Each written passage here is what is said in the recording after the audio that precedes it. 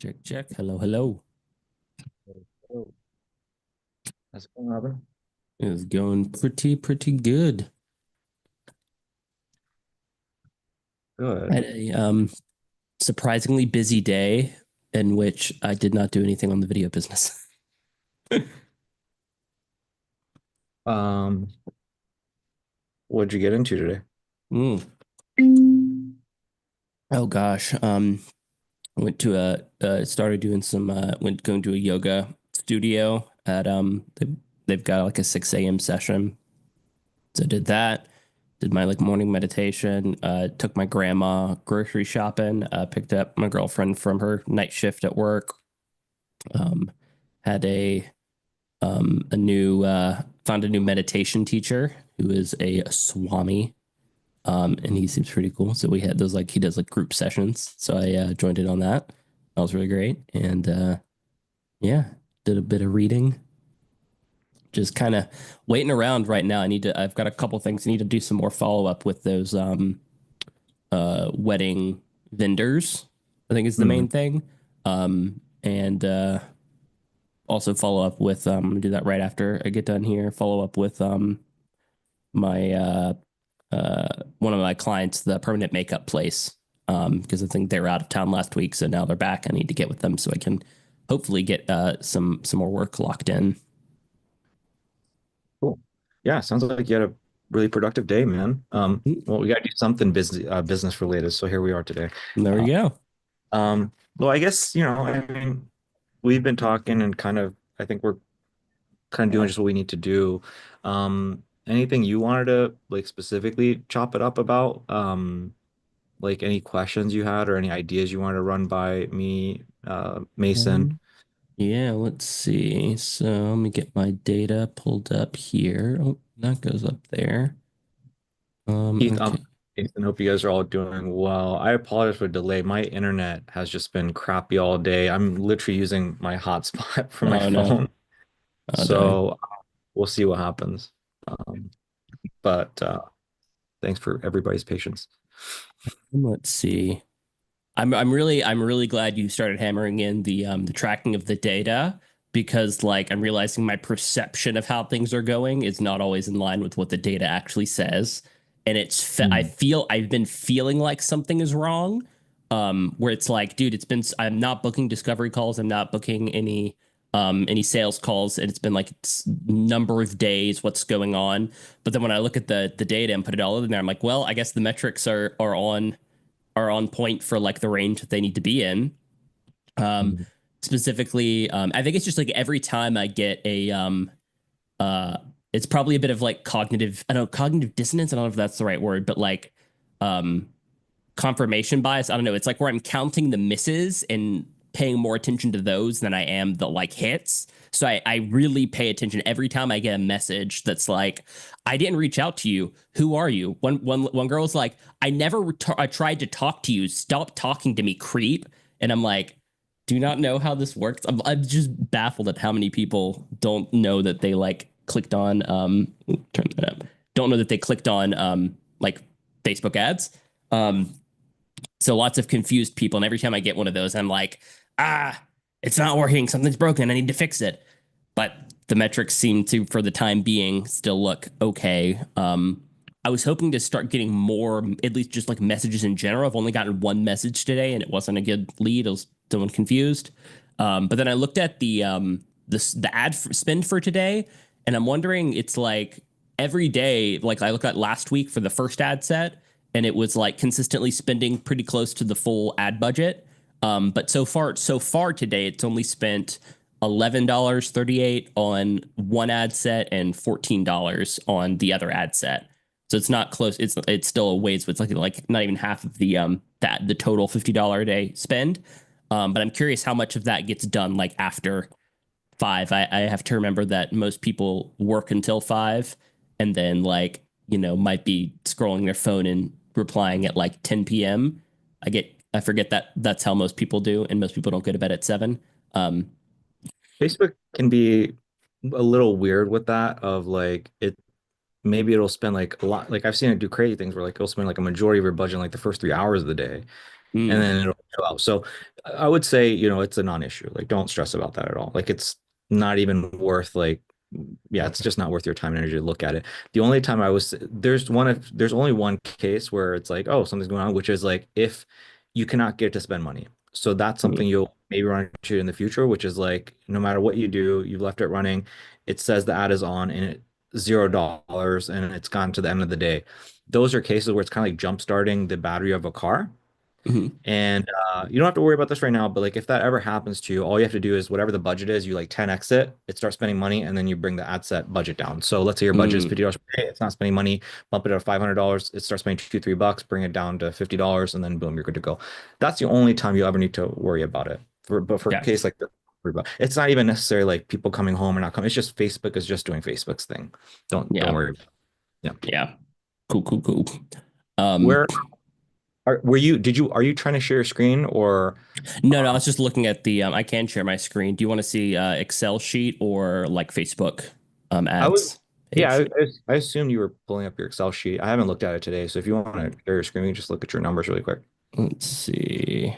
Um, let me put it on. Let me move this to my top screen. I've got an ultra wide on the bottom, so it would be wonky if I share that screen. Screen two. There we go. All right, can you see that? Yep. So March 10th to March 17th, CPM looks 1720. Is it 1728 Oh or yeah, I might not have updated that. Let me do like this. March 10th. CPM is, let's go back here. Bu- bu- bu- bu- bu- 22, 25, so it's a little bit higher. okay, not bad. Do, do, Okay. do, do, do. Link clicks are $1.90, DMs. So you spent $25. Okay. Yeah, I mean, I don't see anything broken. Ooh, cool, cool, Okay. cool. Get a few more DMs, it'll probably even out. Can you widen your Excel sheet just to Yep. so I know basically this was the only thing that looked a little bit low. Is the main thing that well looked a little bit low. your unique link click-through rate. Yeah. I actually think that this is actually normal, and I think that your other numbers were a little bit out of whack. Okay. Yeah, this Yeah, first one definitely seemed like really high, but that was also the bad, um, like initial data. It wasn't engaged couples, so I was getting a lot of BS. They're clicking on it, but yeah, weren't engaged couples or engaged brides. yeah, it could be that, could be bots, could be a bunch of weird stuff. But typically, you're looking for around a 1% for a B2B offer. Hmm. And then for B to C offer, which is what you have, you're looking for anywhere from a 1 to 3%. So 2% is actually like very healthy. Like your Okay. number is really, really good. Overall, like all your numbers are from the ad side of things, clicks, leads, message, everything is very healthy. It's really just about us dialing in the discovery call and the sales call. Sales call. Yeah. That's all it Yeah. is. Yeah. Hopefully start getting those coming in this week. But it's not like I want to like get in before, because I think we've got like a month left on this, on this block of 3 months. And I wanted to try to um My goal for you is I really want to see you close one, if not two deals, yeah. getting so that you can kind of see, okay, I've gone through all the way from getting the clicks to the leads to nurturing. Again, God forbid something happens to me and Mason. It's like as long as you can close like one, at least one, but ideally one, two within the 4 weeks, dude, you're gonna be golden because it's Yeah. it's just copy and paste. Everything else is just copy. There's no novelty. There's nothing. That's the beautiful thing about this. Is like once you get the hang of it, it's really a piece of the cake. Every single thing is the exact same. It's not like the 6 week where every discovery call, sales call is a little bit different, and you got to invent things. You got to figure. There's none of that. So, Cool. um, I'd like to. For me, it's again, once we get to a place where hopefully we can spend a little bit more money and we're getting more reps. I'd love to see a few discovery call, sales calls, and really help you dial that in. And Yeah. that's it. That's my only focus for you right now. Cool, cool, cool. Sounds like a plan. Let's see. I think that was everything on the ads side of things. Can't think of anything else to go over right now. Do you have Okay. anything brewing in your head you've been thinking of? No, I mean, we're on the same page in terms of the Instagram, the Facebook, branding, staying focused. I guess what all have you been doing since last week to this week in terms of things outside of ads? I'm just glad that ads are safe. They're good. We're chilling. We don't have to stress about these anymore. But aside from ads, like what else is going on? Yeah, next thing is trying to. I had one good like I had a call with a vendor, and they seem pretty excited. I think they're relatively new. They've only been doing their business for like 6 months. They're kind of like a wedding planner, and then their husband runs like a side part of the business that does like equipment rentals.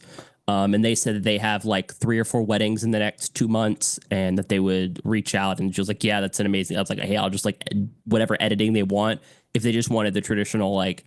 3, 4, 5 minute highlight reel that'll be like $1,000, and then that's just the cost of the editing. Then that's I'll just charge for that, and I'll shoot the wedding for free. Um, then that's she seemed like that she was definitely going to offer that, so I'm just going to need to follow up with her and see if any of them have done it, see if she's reached out to them yet, and yeah.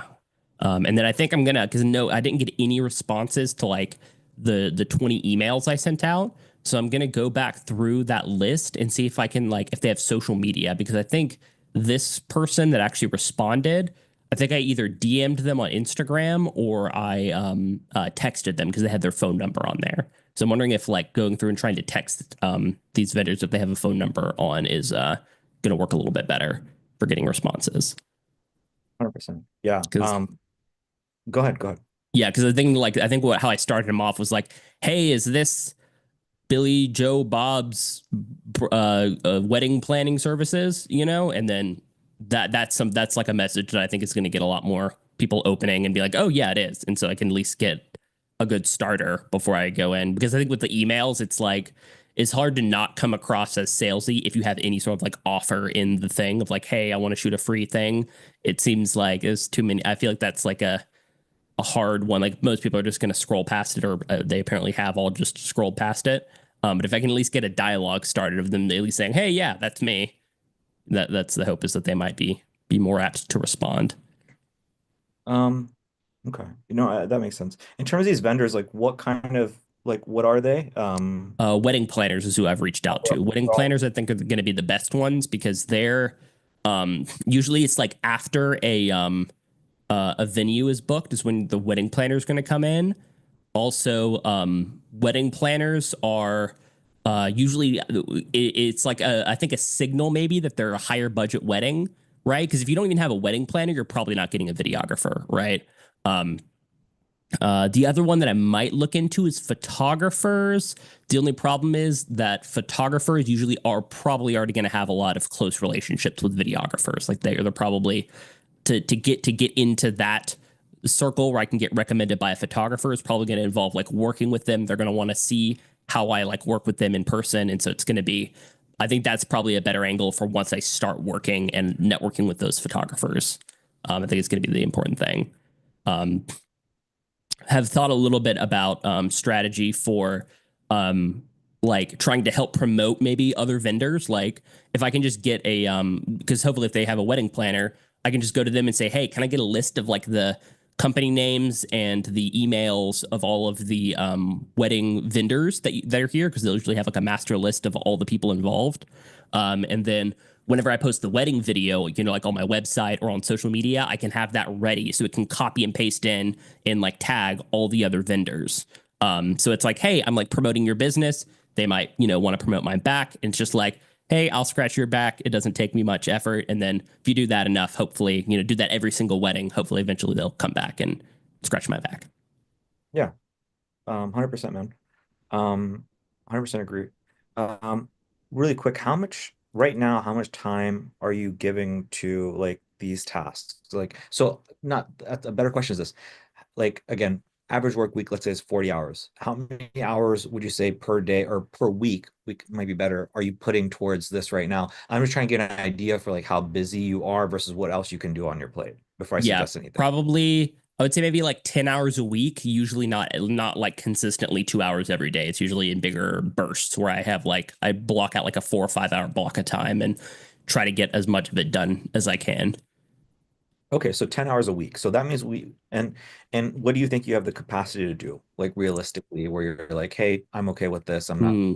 burning out. I could do more. I've This feels no idea what to say with the number of hours. Honestly, it's hard for me to say how many hours. Like sometimes I can do 80-hour work weeks. It's like it's more of like how engaging the task is.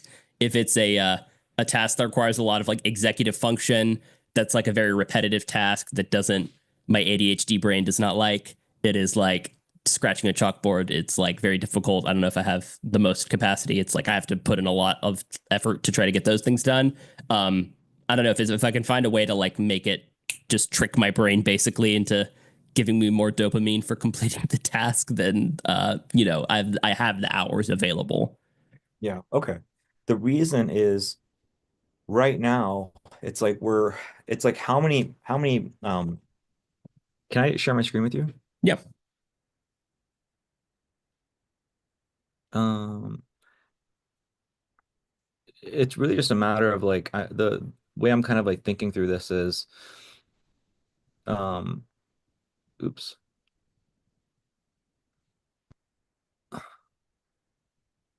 is just like marking channel. Actually, I just draw with this is like marking channel, and then we're just kind of working our way through that pipeline. And so right now, what we have going for us is going to be Facebook ads, Mhm. and then we can probably throw in Instagram ads down the here in a little bit.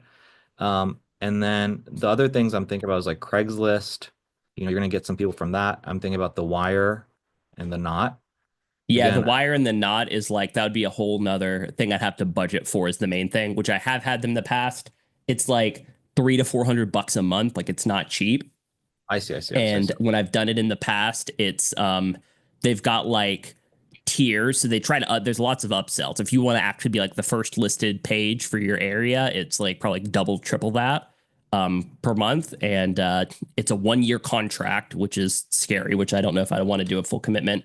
And then the leads I've gotten in the past were not great because it's kind of like Thumbtack, where they go send out a generic message. They say, okay, click to message them to ask for information, click to message to ask for information. So you get a ton of like junk. It's hard to tell who's actually serious. Gotcha. Yeah. So in that case, we can go and avoid the wire, the knot, whichever one of those. But I would say definitely Craigslist is a Yeah. goal for sure. I promise it's a goal of mine. Yeah. And I've gone through the Craigslist in my area are just they seem dead for I've searched like weddings. I think I've looked at like all of the ones within like a few hundred miles. And the only thing I see is like the occasional one for one of the wedding companies that's like, hey, come shoot this wedding, 400 bucks, you know? what I And used that's what they pay. what I used to do is once a month I would make a post, and I think it was like $5. I don't know how much it costs now, Mhm. but I would just create one $5 at each month that I would just stay at the top, and then some months I would get something, some months I wouldn't. And so it's one of Mhm. those things like It's let's cheap. yeah, it's just worth it. It's like if you get three weddings at 4 grand a piece, like that adds up. Yeah. So that's why I'm suggesting Craigslist. Just to have again, this goes back to like just maybe you put it on your calendar first of the month, right? So some kind of a cadence. Or again, sometimes I would do it once a month, sometimes I would do it bi-weekly, weekly. Um, what else? There so yeah, I think that's kind of it, like for the most part. It's like Craigslist, some of those platforms. Again, we tried the groups. I like the idea with the vendors. Yeah, I I think think vendors is the best like secondary channel that I want to focus on. the vendor, so yeah, definitely like I would say take your time to like get name, emails, phone, like whatever, and then just hit him from all angles. Definitely calling, emailing. I like, yeah. But yeah, that and then like I would just say like like commit if you can commit like an hour a day to like just testing out various things on Facebook groups. Because I know you tried that and again, it just takes reps. It takes reps until Yeah. something for you and your particular location, your particular market. That's the hardest thing I think is the posting in Facebook groups because I've done maybe what 3 or 4 rounds of going through and posting, and it's like How it many have you feels. Hmm? how many have you posted to so far? Um, it was like 8 or 10 groups. I think some of them are getting deleted. like some of them I'm going back and looking and they're not even getting like the mods are taking them down. I think some of them have like no spam policies and stuff. Um, What are you and posting? Can you I what? can you show me, like, do you have it pulled up so I can see an example? No, I'd have to go back and look at the last one. It's been like a week since I've posted. Let's see. Is there, how would you, I don't even, I have no idea how to use Facebook. I did not, I have not logged into my Facebook account in like 15 years since before I started doing all this. How would you go back and look at communities you've posted in? Yeah, so I don't you even know. basically you go to the group and then you go to the search bar and then your name will populate and then you can just kind of click on your name and it'll show everything that you post in the group. Okay, there we go. Yeah, like here. This was March 8th. So, okay, so this one was 2 days ago. I have no sense of time. I was like, hey, it's probably been like a week since I posted, and it was 2 days ago. Let's see. Yeah, I just want to have a really quick look just to kind of see what you're posting and what the community is looking like really quick. Yeah, like this one. This one was just a simple one. Like, hey, I want to see if there's any engaged LGBT couples on here. I'm a videographer getting back into weddings and wanted to try to focus on queer weddings. I'd be happy to do some free engagement photos for any interested couples, Okay. So, all right. and then a wedding highlight reel. Okay. Um, so let's go check out a few more. So I definitely have thoughts. Let's go check out some more stuff you've done in other groups. Yeah, so Let's that was the same. Let me see. Do I even have? what I'd I be was, what I'd be curious about is like looking at like regular groups, like yeah. like the Uh, um I'm going through the notifications. I should probably turn notifications on. Um, okay, I was just trying to see because I just realized I don't know if I wouldn't I don't even know if I would know if anyone responded on these or like commented or liked them because I don't have Facebook notifications on my phone. Let's see. Trying to think. Like Mobile's wedding vendors. Search. Okay, this might be one where it got taken down. That one is saying it's nothing. Weddings Mobile. Are these all getting taken down? do you have like a regular community like central like not a wedding thing, but like so mobile Alabama word of mouth. I can't remember if I've even posted. I think I might have saved this one. I don't know if I've posted in it. Nope. I'll make a post in that one. Um, in planners. What the heck? So I'd be curious what you're posting. Yeah, I was the same one for all of them. Okay, because Central. if that I would assume that you're not posting the one you just Yeah, posted. here we go. Here we go. Hi everyone. I've been deep into the world of commercial video since 2019, but before that I filmed over 50 weddings and I'm itching to get back into it. Looking to update my wedding portfolio. So for the next three couples getting married through June, I'm offering a special discount rate on wedding films. If Okay. you're someone you know want to be together, blah blah blah blah. Okay. Okay. So I think I'm seeing potentially the issue here. So what we want, so if you go back into the course, what you want to do is you want to model exactly to a T like what me and Eric are doing in terms of Mhm. our. So it's a very different type of, which is like, hey, it's we're leading with an offer of like, hey, it's a discount, it's a cheap thing. So Mhm. that you're getting right to it instead of like kind of a little bit of a longer paragraph and like I'm trying to get back into and all that stuff. Like that's a different. I guess what I'm trying to kind of get convey to you is I like to think about the Facebook group as like the platform, the media buying space. It's like Facebook feed or Instagram feed or whatever, and the audience, right? So Facebook feed for Netflix and engage people.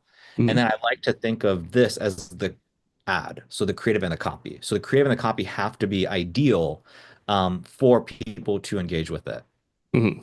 if that makes sense. So that would be my recommendation, doing another round and literally just modeling to a T what me and Eric were doing. Okay, gotcha.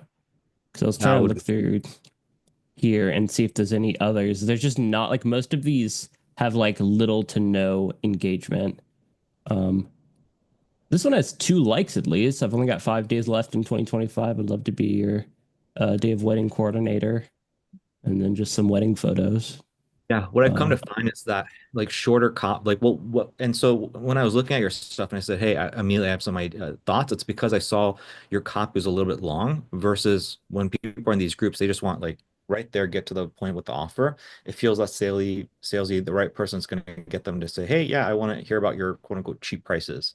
And then from yeah. there, I'll downsell, do a bunch of different things. I Cheapest. mean, would you recommend saying like I'll do the shooting for free or something, or like you only pay for the editing? Don't even bother with that. No, just literally copy and paste what we're doing. It's kind of like Okay. think about the 6 figures and 6 week sales funnel. You know how you just basically copied the ad? Hmm. You're doing the exact same thing here. Gotcha. So I think part of it is like just innovating the creative, which I think it's a good I like that you're doing that, but I think that's what might be causing some of the issues. Okay, can give it another try. Yeah, Yeah. this has just been like the hardest thing after I did this a couple times. This feels like when I was going door to door, Yeah. and like taking like random business marketing directors at businesses gift baskets and trying to start a conversation. It's like I did it 20 times. I got zero results, and like I just don't know what to do at that point. It's like it could be a million things that are wrong, and I just get like kind of overloaded. It feels like kind of pointless, and I'm like, it's very hard to actually just like do it, even though I know, like statistically speaking, if I did it 1,000 times, I'm sure something would work. Um, but it's just like, I'm glad, yeah. I'm I'm glad you brought it up. All right, so let's do one of these ones. So that we could um run through it. I don't know where I share. You've probably seen this, so I don't need to. Yeah. So yeah, just pretty much modeling this. And so also like just showing yourself with the couple, showing a shot, like you might not have some of these, but that, right? You don't need to like go in with like a crazy video and all that stuff. Again, we tried a bunch of different formats, and this is just what was working for us over and over again What are after you? all the different. So that was the copy. What was the for the images? I don't have any like reviews. And it's like I think it'd be weird to go out and ask for a review from like a wedding I shot in like 2017 or something, almost 10 years ago. Um, but so what do you think I should post for the like images if you're saying don't do the video? Actually, I think what it was, because as my sorry, my memory's a little bit foggy.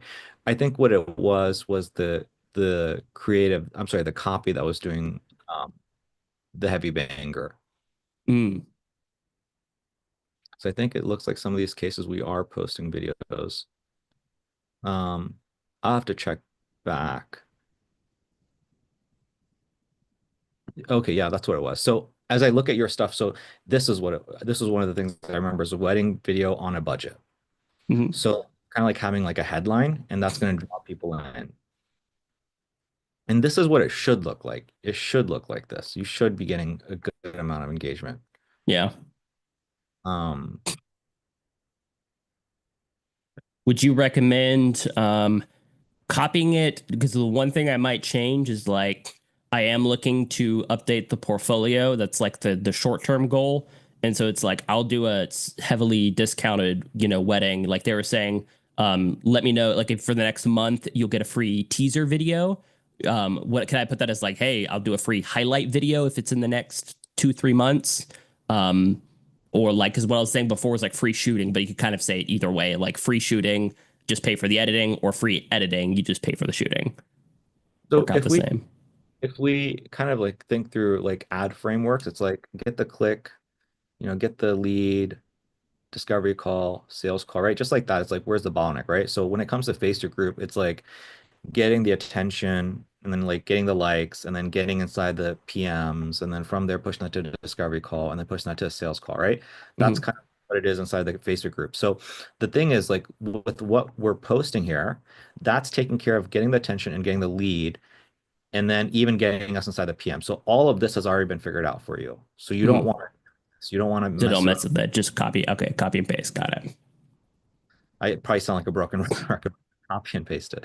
And then, but what you have in terms of the free thing, that's something you can throw in there on like the sales call or the discovery call if you want, if that's something you want to test out. Okay. My big thing too, by the way, is here's one of my big things too is like I would not recommend saying like I'm trying to get into wedding video again. That's what I Yeah. noticed in the previous one. I think it's a big red flag because these guys want to know you're an expert and this is all you do. If you look Mm, at his messaging, it's I'm relocating to the location, not necessarily I'm getting back into video. I'm a pro video. mm, I've been a pro video. Look at all this credentials and look at all this amazing stuff. I'm moving back into town. Who wants a piece of me? yeah. It's a very different kind of messaging. Yeah. Maybe I So could just say I'm back in Mobile. yeah, Um, yeah. that The would only work problem is like this is where I'm probably not the best judge. Can a couple look at my videos and tell that they're like, I don't know, like 6, 7 years old? I You wouldn't don't worry think about. so? I I'm, even I used to be able to tell the difference between I used to think I could tell the difference between like a cinema camera and a hybrid camera. A mm, few years later, I've shot I my skills, my blade is so dull I can't even tell the difference between a red camera and a Sony camera. So I can't tell. yeah. Well, that's a little different. The Sony cameras have gotten damn good.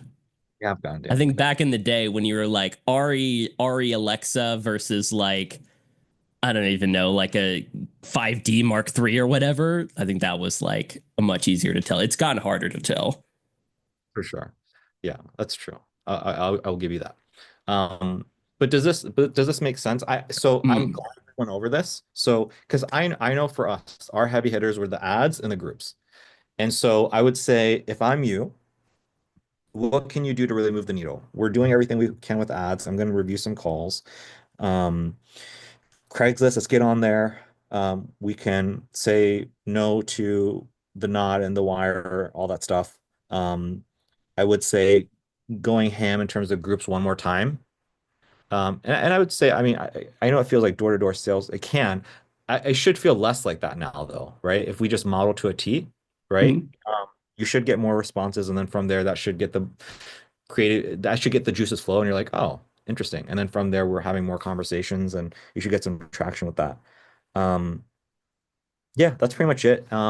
I don't think it's the most important thing right now, but posting, like I had one guy, he would like post like shorts and reels and stuff on his Instagram, and some of those would go viral, and that got mm, him some. Again, I mm. don't think best use of time right now, but those have can Yeah. be well. Um, yeah, that's pretty much it. That's pretty much all I've got for you in terms of like I feel like the big heavy hitters, things that we can do right now. Um, I agree with you. Photographers might not be the best move. Planners seem to be a good move. Venue. Um, I will tell you my gut instinct is like, although you're doing planners, again, this is just from my experience. I think it's a good move, but I do think here's what I'll tell you. Bang per buck in terms of your hours, if you can crack the Facebook group, it's gonna be so much better for you. It's just about Mm, crack. You crack it and it clicks for you, and you're like, oh, I get it. Just like again, you see how ads is working, and it just clicks for you. I mm, can tell based off of like just seeing, you're like, oh, it's clicking. I see I'm pushing people further. Once groups clicks for you as well, you're like, oh, because it's going to be much faster. I think I look at wedding planners and these vendors as a long-term play, but I don't. mm. Yeah. So that's the other important thing is like the way you're viewing these planners, you're probably like thinking of it of like a Yeah, I'm looking I for hear like they have brides right now that like they know they could easily just look at their list, say, hey, these don't have a wedding video they could offer on my behalf. And it's definitely the quick thing and then starting the relationship. and then what's going to happen from that though is it's going to take you a few months. It's going to take you a while for that to turn into actual profit versus if you can again and this is not me giving you pushback but like I feel very just from my experience seeing these groups like once you crack it like dude cash in like weeks.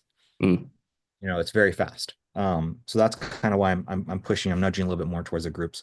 So I kind of look at these wedding planners as kind of like YouTube. It's long-term potential. Once you have yeah. these relationships and you get with the planners and the venues and you become the guy locally, yeah, that's going to feed you for a long time. In the future, though, it's going to take a little bit of time. Mm. One idea I had, this is kind of once we get to the closing sales calls.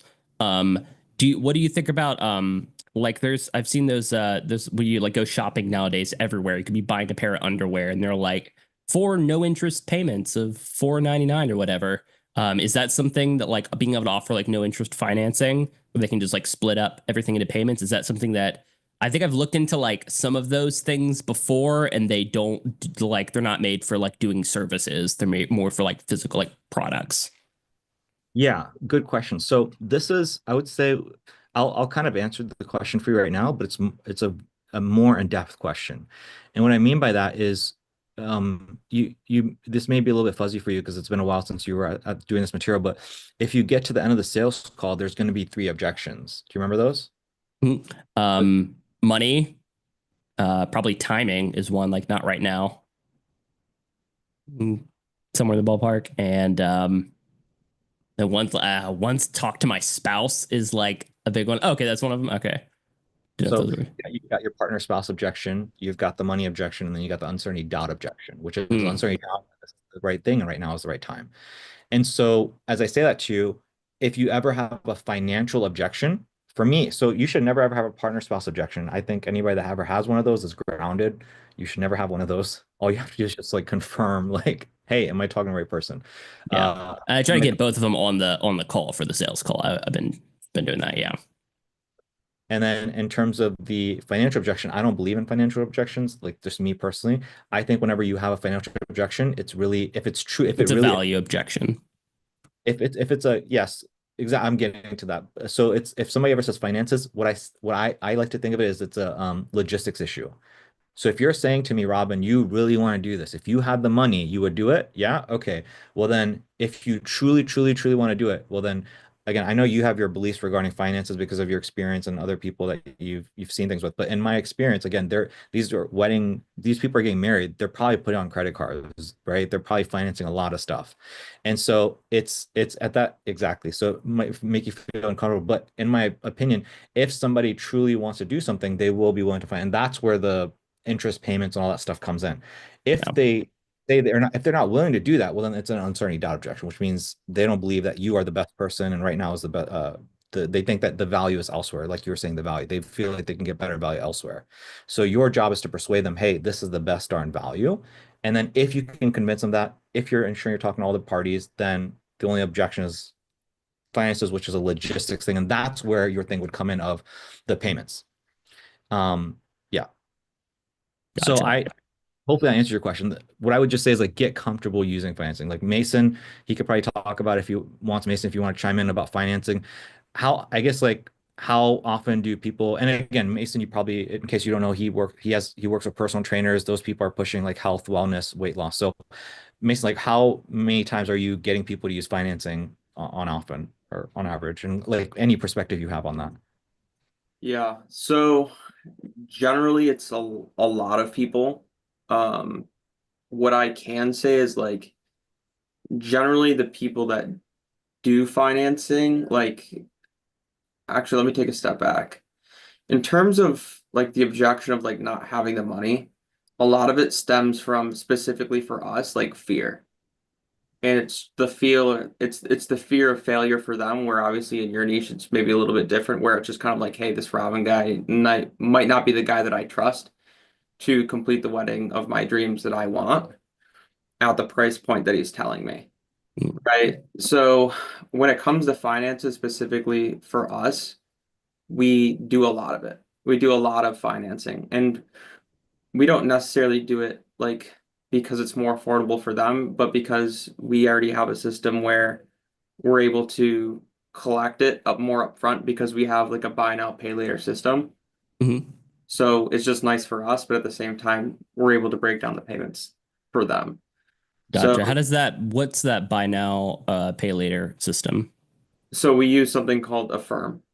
Affirm. Yeah, yeah, I'm familiar Yep. with them. So you can use Affirm, you can use Afterpay, you can use Klarna. All of those things can link up through your Stripe account. Mhm. As long as you go through those, then you should be okay. Gotcha. And I those, mean, I think when I looked into Affirm in the past, it was saying it wasn't like I couldn't do it with like services. yeah, so they said the same thing to me, and I just switched what my business category was, and then it worked. Oh, okay. So Simple enough. yeah. So I mean that's what I did. I'm not saying that's what you should do, but I mean it works completely fine for me. And I've never had to ran into any issues or something along the lines of that. Okay, gotcha. Generally, when people say they don't have the money, it's kind of like at this point, like in our business, where we like expect it. Yeah. Yeah, like I expect you not to have the money. Mason, Yeah. how high do they give you in a firm? They'll give me up to like 5K. So that, Robin, is like should be sufficient for Oh, you. plenty for If getting started for anybody, right now. if anybody ever sends they don't have the money, they have you. There you go. Like you can damn near get anybody that money. The question just becomes how bought in are they into you? And Yeah. this is so that's where again you can sweeten the offer. You can do different kinds of things to sweeten up the offer there. Sweet. And so like with those, it's like they put in their information. Maybe there's like delayed payments, or that I think most of those, like I know with the firm, it's like they just like split it up into like monthly payments, like 12 monthly payments, and they start paying a firm, but then a firm basically fronts the money and then pays me directly for it. Yeah, Okay. What kind of fees do exactly. they charge for that? Or do they charge you anything as the vendor? Yeah. So they don't charge you anything, but the way that they make money is like on some of the options that they give you, because they don't just give you one option, they'll charge interest on it. Yeah. Yeah. If you pay the balance off in time, then there's not going to be interest on it. So Yeah. like for example, they might give you like a 6-month payment plan, a 12-month payment plan, and a 36 18 month, months. Yeah. Yeah. 18 Yeah. month payment plan. And it's like with the 18-month, they're probably going to give you something that has an APR, probably like 15%, which is still better than most credit cards. Which is like around 25%, depending on their credit. Yeah. But at the end of the day, it's just like, hey, look, if you pay this off in time, you're going to be fine. But it allows them to break it up into, instead of a one huge thing up front, it's like, hey, like let's put $500 now for your wedding. Let's get it all filmed. Let's make sure that you love the video, and then you're gonna have just 6 months of payments of X amount. Yeah. Honestly, like that sounds like honestly, like I prefer that. If the only problem is like I don't like want to like try to push people into that if they have the cash for it, especially. But like from my perspective, that would be amazing if like they could they're basically just putting down like, you only need like $500 down today or whatever it is for the first payment, or like say it's like a 12-month on a, let's say 3,600.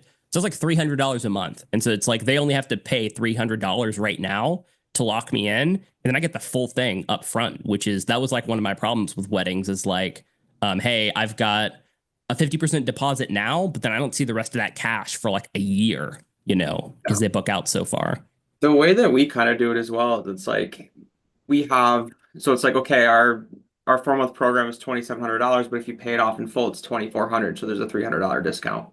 Offer like Usually a I paid in kind of full discount. Right. Yeah. So then usually I kind of fight it from there, and they're like, well, I really want to do it. I just have to do the monthly payments. I'm like, okay, no problem. Cool. What we use the system called Affirm. It's a soft Mhm. credit check. It's not going to hurt your credit score, and it allows you to pay in full, but still be able to break the payments down in monthly installments. Is that something that you'd want to check out so you can see exactly how much you'd be paying month after month for those 4 months Mhm. without having to have to actually pay the extra 300? They're like, yeah, absolutely. It's like, okay, cool. Then I just pull it up. Mm. And then they're like, okay, well, I can lock in a $300 discount and I can just pay $600 a month. I'm just going to do that. Yeah. And you're able, and I guess, is it like quick enough where they can do it all live, with Yeah. like So send them the link? I run it, so I don't even send them the link. I share my screen. I'm just like, what's this? What's this? What's this? Okay, here are your Don't you have options. to put in your like social security number though? No, Oh, okay. no. And so it's just kind of like, what's your name? What's your address? Sometimes it makes you verify information, but once you have those three things, like phone number, right? So they have their phone Mhm. number with them. You're like, okay, what's the code? I'll type it in. You're sharing your screen. It's like, okay, cool. Here are the three options that you get. Based on the information that you've told me, I would go for this option. Here's why. And then I just tell them and I'd say, but like, what would you like to do? How does that sound? Then they're just usually like, yep, I can do that. Okay. And then I just process it from there. Okay. Okay. Cool. Cool. Cool. And do you have any specific recommendations between like a firm or Klarna or whatever the other options are? Um, I can't say indefinitely one's better than the other, but what I have seen based on my personal experience is Affirm is the best one that I've used. Mm. Just simply because I know how it works the best, and a lot of the deals that we've closed have been through Affirm. Yeah. Cool. Cool. So Cool.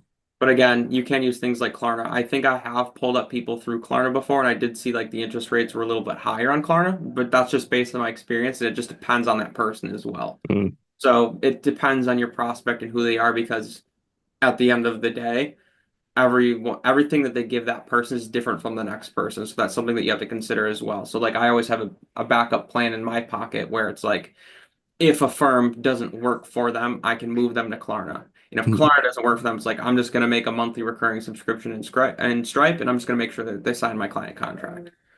Okay, gotcha. And I think when I looked into a firm, this has been like a year or two now. It was like you had to like link it up to like a product on a website, if I remember correctly, or maybe there was another way around it. Is that how do you like link all that up? Good question. So because I sell online fitness coaching, we technically don't have a product that we can sell. Mhm. So generally what you do is you have your website, and then what they're going to ask you for is like your information in terms of like what your refund and cancellation policy is. And as Mhm. long as you have your client contract uploaded or terms of service on your website, then that's all bypassed, and they'll take a look at it.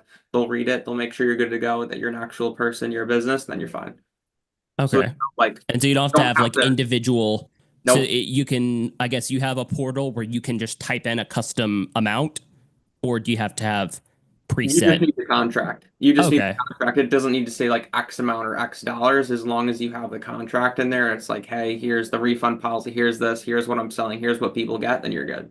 And it Okay. doesn't, again, you don't have to change it every single time, and you're not charging people on your website. It's not like they're, picking the quantity of items or anything. It's just like a sales call. Like if me and you were on a Zoom call right now and you asked me for money, that you would just take my credit card. Okay. It's not like, hey, Cool. okay, go to my website, apply for this, apply for that. You just do it all right there and right then. Okay. Awesome. Sweet. So I'm adding that to my to-do list to get all that set up. Mason, do they have like a minimum, hey, you have to be an employee for 2 years for something credit score? Do they have like specific things on there? Or no? Like, what do you mean? Like qualifications in order to make sure that they can use the platform, or? Yeah, so like for me, for example, like for when I use East Consulting, either somebody is self-employed or not self-employed. And if they are self-employed, they have to show 40,000 or Oh, higher and six something score. you don't have to So do there's any of that. nothing. Yeah, if it's doing a So soft do you, credit check, they probably just have the credit score number and then whatever income you tell them that you have. Yeah. Would be my guess. So like what I do is because it does ask that question. It's like how much money to me? I literally just throw in 50,000. I've never had an issue. It's just like 50,000, boop, just automatically assuming. And if they correct me, I can just go back and change it. But otherwise, I'm just like 50,000, done. Oh yeah, no, that's so like you can just straight up. They never Yeah. check on credit cards the income that you make. That's how I got into lots of credit card debt. Fun fact: you can just tell them you make 200K a year when you only make like 120. You just like boop, easy peasy. so you don't Amex. so you don't have so you don't have to put in the social security number. No. So there's generally no back, like me So I seeing. don't see how anybody can like not get approved Uh, then. yeah, So I think they can still just they just get all they have is like if they come back, they'll be able to tell if you have like a 400 credit score. yeah. So like if your credit score sucks balls, like they're not going to give you anything at all. And How some are, how are they gonna how are they gonna know your credit score if they don't connect if you don't give them your social security number? That's something I'm not so like that is something you've for done them it to in know. I think you might have to put in your social security number when you do there's like a pre-qualification that's like hey you'll get it but then I think what I've used this in the past and I think what you do is you have to then put in a social security number before the deal is closed and then like they might actually change the information based off of what they pull with a full credit check. It might also be Mason, things confused in that program. I've Yeah. never had to type in somebody's social security number. Social. Okay. I've never that's had to. interesting. I've never asked for I, someone. I would say that's a freaking gold mine then. But So Robin, you should be within 5 minutes, I can see if within 3 minutes, I can see if someone's approved or not. Hmm. that. Yeah, man. There you go, Robin. Just use that, man. Yeah, I think that's Burn. That's a big one because that's even easier than asking for like because I was going back and forth between like would I get a better like close rate if I just asked for like $500 deposit and then the remain, but then do like it would be like a 3 payment thing where you're 500 down now just to lock in the date, and then 6 months from now collect the other whatever. Yeah, it just seemed too much. Basically, the way we kind of explain and literally the same thing Mason said, which is, hey, you can break it up, or if you prepay, what we'll do is we'll give you a discount. They'll give you an objection from there. You're like, oh, well, I can actually get you funding. And then they'll look into that, and that should be good. So say, what do you give first, the pay in full price or the monthly payment? Like, or the, here's what it'll be if you want it to split into monthly payments, or because the only thing is like, I feel like I should say the pay in full price first, but then would you say no? Okay. If you remind me, if you post inside of our Slack, I can literally talk to you for an hour about this because I've done so many experiments with this. There's so much psychological warfare. It's like taking this little thing here, and I can do this, or I can position it this way. And that's literally by just flipping it from the pay in full price to the monthly payment plan price. It's such a it makes a big difference. So I always, again, I'll send you, I mean, I can just go over this with you right now, but it's the same thing you and I did, which is, hey, Robin, to work together again, this is for 3 months, not for a year, not for 2 years. Do you remember me going over all this with you? Do you remember the Yeah. script? Yeah, a bit. So basically it's $2,083 a month, which equates to 6,250. Or if you want to prepay, what we do is we shave off 20%. That's 1,250 off the top, which would bring it down to a one-time payment of 1,250. Which one of those two options did you want to go with? Okay, And so then, monthly payment first. So it'd be like, okay, this would based off of so like our, because I guess we would do this before going into a firm. So it'd be like, hey, this would be roughly most based off, we'd have to get pre-qualified, but based off most people, this would be $300 a month for 12 months. And that. You don't go into any of that stuff. You assume that you just literally everything I said you want to say verbatim. So if you again message me inside of Slack, I will tweak it for you for weddings. Okay. Because you obviously can't. Yeah, I'll tweak it for you, but you say it verbatim like that. And then what's going to happen is they're either going to move forward with the pay in full, or they're going to want to move. So one of two things is going to happen. So they're going to either move into this direction, which is paid in full, or they're going to move into monthly payment plan. And in this case, for monthly payment plan, it could be, for example, the first month, or like half due now, half due later.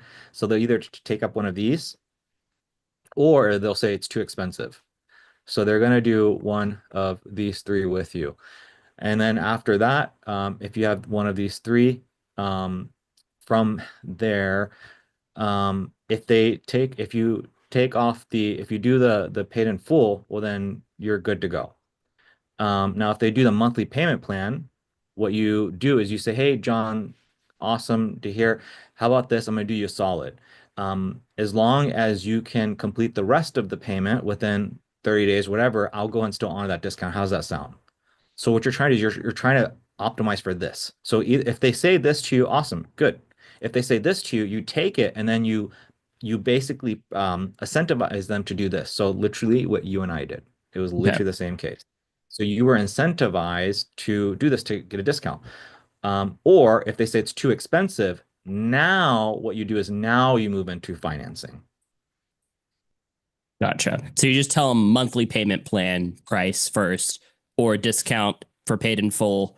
They say paid in full, cool. They say monthly payment plan, say, okay, sounds good. If you decide you change your mind within 30 days, you can still get the discount if you want to pay in full. If not, let's move on to Affirm. Yeah, so not exactly how you would say it, but the idea is the same. It's like, yeah, Okay. either they pay, they do this, and what you say is, yeah, sounds good. I'll tell you what, John, it's like you're kind of like they say this to you and they think they're going to pay $1,000, and you're like, dude, I got this amazing gift for you. I'll tell you what, if you pay off the remaining balance, I'll go ahead. It's not like you're changing your mind. I wouldn't say the word change your mind. Say, hey, I'll tell you what, just some money and you're able to pay off the remaining balance. Awesome. I'll go and still honor this discount. We do this for the first 30 days. Okay. So that's what happens here. And then again, if they say it's too expensive, now you move into the financing. That's where this is going to be Cole Gordon's objection handling stuff. Again, it's inside the course, the Cinema Marketing Cheat Code course. if you review that, that's all this stuff right here. This is what Mason was talking about, the financing stuff. So you don't do any financing, you don't do anything unless they say it's too expensive. Oh, Even if they do. Oh, there we go. Hello. I rewind about 30 seconds, maybe. Internet cut out. Okay. Oh no, I'm sorry. What was the last thing you heard me say? You were saying, don't, crap. Don't do something. Oh, I think is like I think I know. So pay in full monthly payment plan. And this is not monthly payment. I'm just typing this in. This would be like a two pay. And so what I was simply saying is if they agree to any one of these, there's no mention of financing at all. You never touch financing, you never mention it at all. Ever, ever, ever, ever. You only mention that if they say it's too expensive. Too If expensive. So what's the wait? Is the financing not the same as the monthly payment plan no, because financing is going to be where you're getting them financing. You're going to use a firm. versus the monthly payment plan? It's just I'm being a firm. It's just like okay. What would the terms be usually for a monthly payment plan like that? Would you set them up on like a Stripe automatic payment or something? Yeah, so this is basically assuming that they're going to pay out of their own debit card, checking card, credit card, whatever. So they're going to move forward in one of these two directions. And again, if they do pay in full, awesome, you just collect the money. If they do a monthly payment plan, which again, I'll type this up for you. If you just message me, I'll type it up Yeah, for you. yeah, okay. It'll probably be like a two pay. It's like, hey, if you want, what we would do is we break up into two payments, one today and then one after the wedding shoot or before on the day of. Oh, just a traditional like deposit now, do the thing later. Yeah, okay. So basically, every single time I say monthly payment, I've been talking about like the traditional thing. So either they will go for the traditional thing or they'll go for the painful. If they go for the traditional, again, they say, yeah, I would do a traditional. Awesome. Hey, John, just so you know, I understand, again, it's cash flow and this and that. If you're able to pay off the remaining balance, but within 30 days, I'll go and still give you the discount because you're trying to Gotcha. optimize as much cash as possible. And Yeah, so one will happen, or you'll get a financial objection. If you get a financial objection, now you go into a firm and you say, hey, well, what if I can get you the funding if that's the only issue? And then again, yeah, this case, still optimizing for paid in full. If you think about it, what are we doing? You're optimizing for maximum cash flow in every single case. gotcha. And this might be something to go into later, but I'm like, how would I frame the financing? Would it be like, could you do like, would you be able to do like 300 down today? Would that like how do you lean into that? What you want to do is you want to study Cole Gordon's objection handling stuff. Okay. So start with that. And I would actually say, like, based off of just like the questions you're asking me, it's imperative that you go through that, like before you even get a sales call, like before your next sales call, it's imperative that you study the objection handling stuff. Like that would be, I know I've given you a lot of homework, a lot of things to do. That would be one of the top things on the priority list. Go through the objection handling stuff, all of it, especially the finances stuff. And then once you have gone through that, then you can maybe reach out and then we can go a little bit deeper. We could, yeah. Yeah. Cool. Sounds good. Yep. What else, Robin? I think I've taken up enough of everyone's time. I think it might be one of the longest ones we've done, but sounds good. Sounds good. I'm gonna go eat some dinner and go pass out. Cool. Sounds good. So Sounds yeah, good. you know what you need to do, objection stuff. Message me so that I can kind of give you script for how to position the offer. When it comes to really going ham this week in terms of Facebook groups, trying that one more time. So go through the course material and then really, really, really commit to Facebook groups. I promise you, if you can crack it, you're gonna feel really good, I promise. Look into a firm and then keep doing your thing in terms of these vendors, but Yep. really try to focus on calling and DMing as opposed to just emailing. Yep. So vendors, Craigslist, Facebook group, set up a firm, and study objection handling. Yep, you got it, man. Cool. Cool. Anything else? I think that's it. Cool, man. We'll see you. All right. Peace. Adios. Right.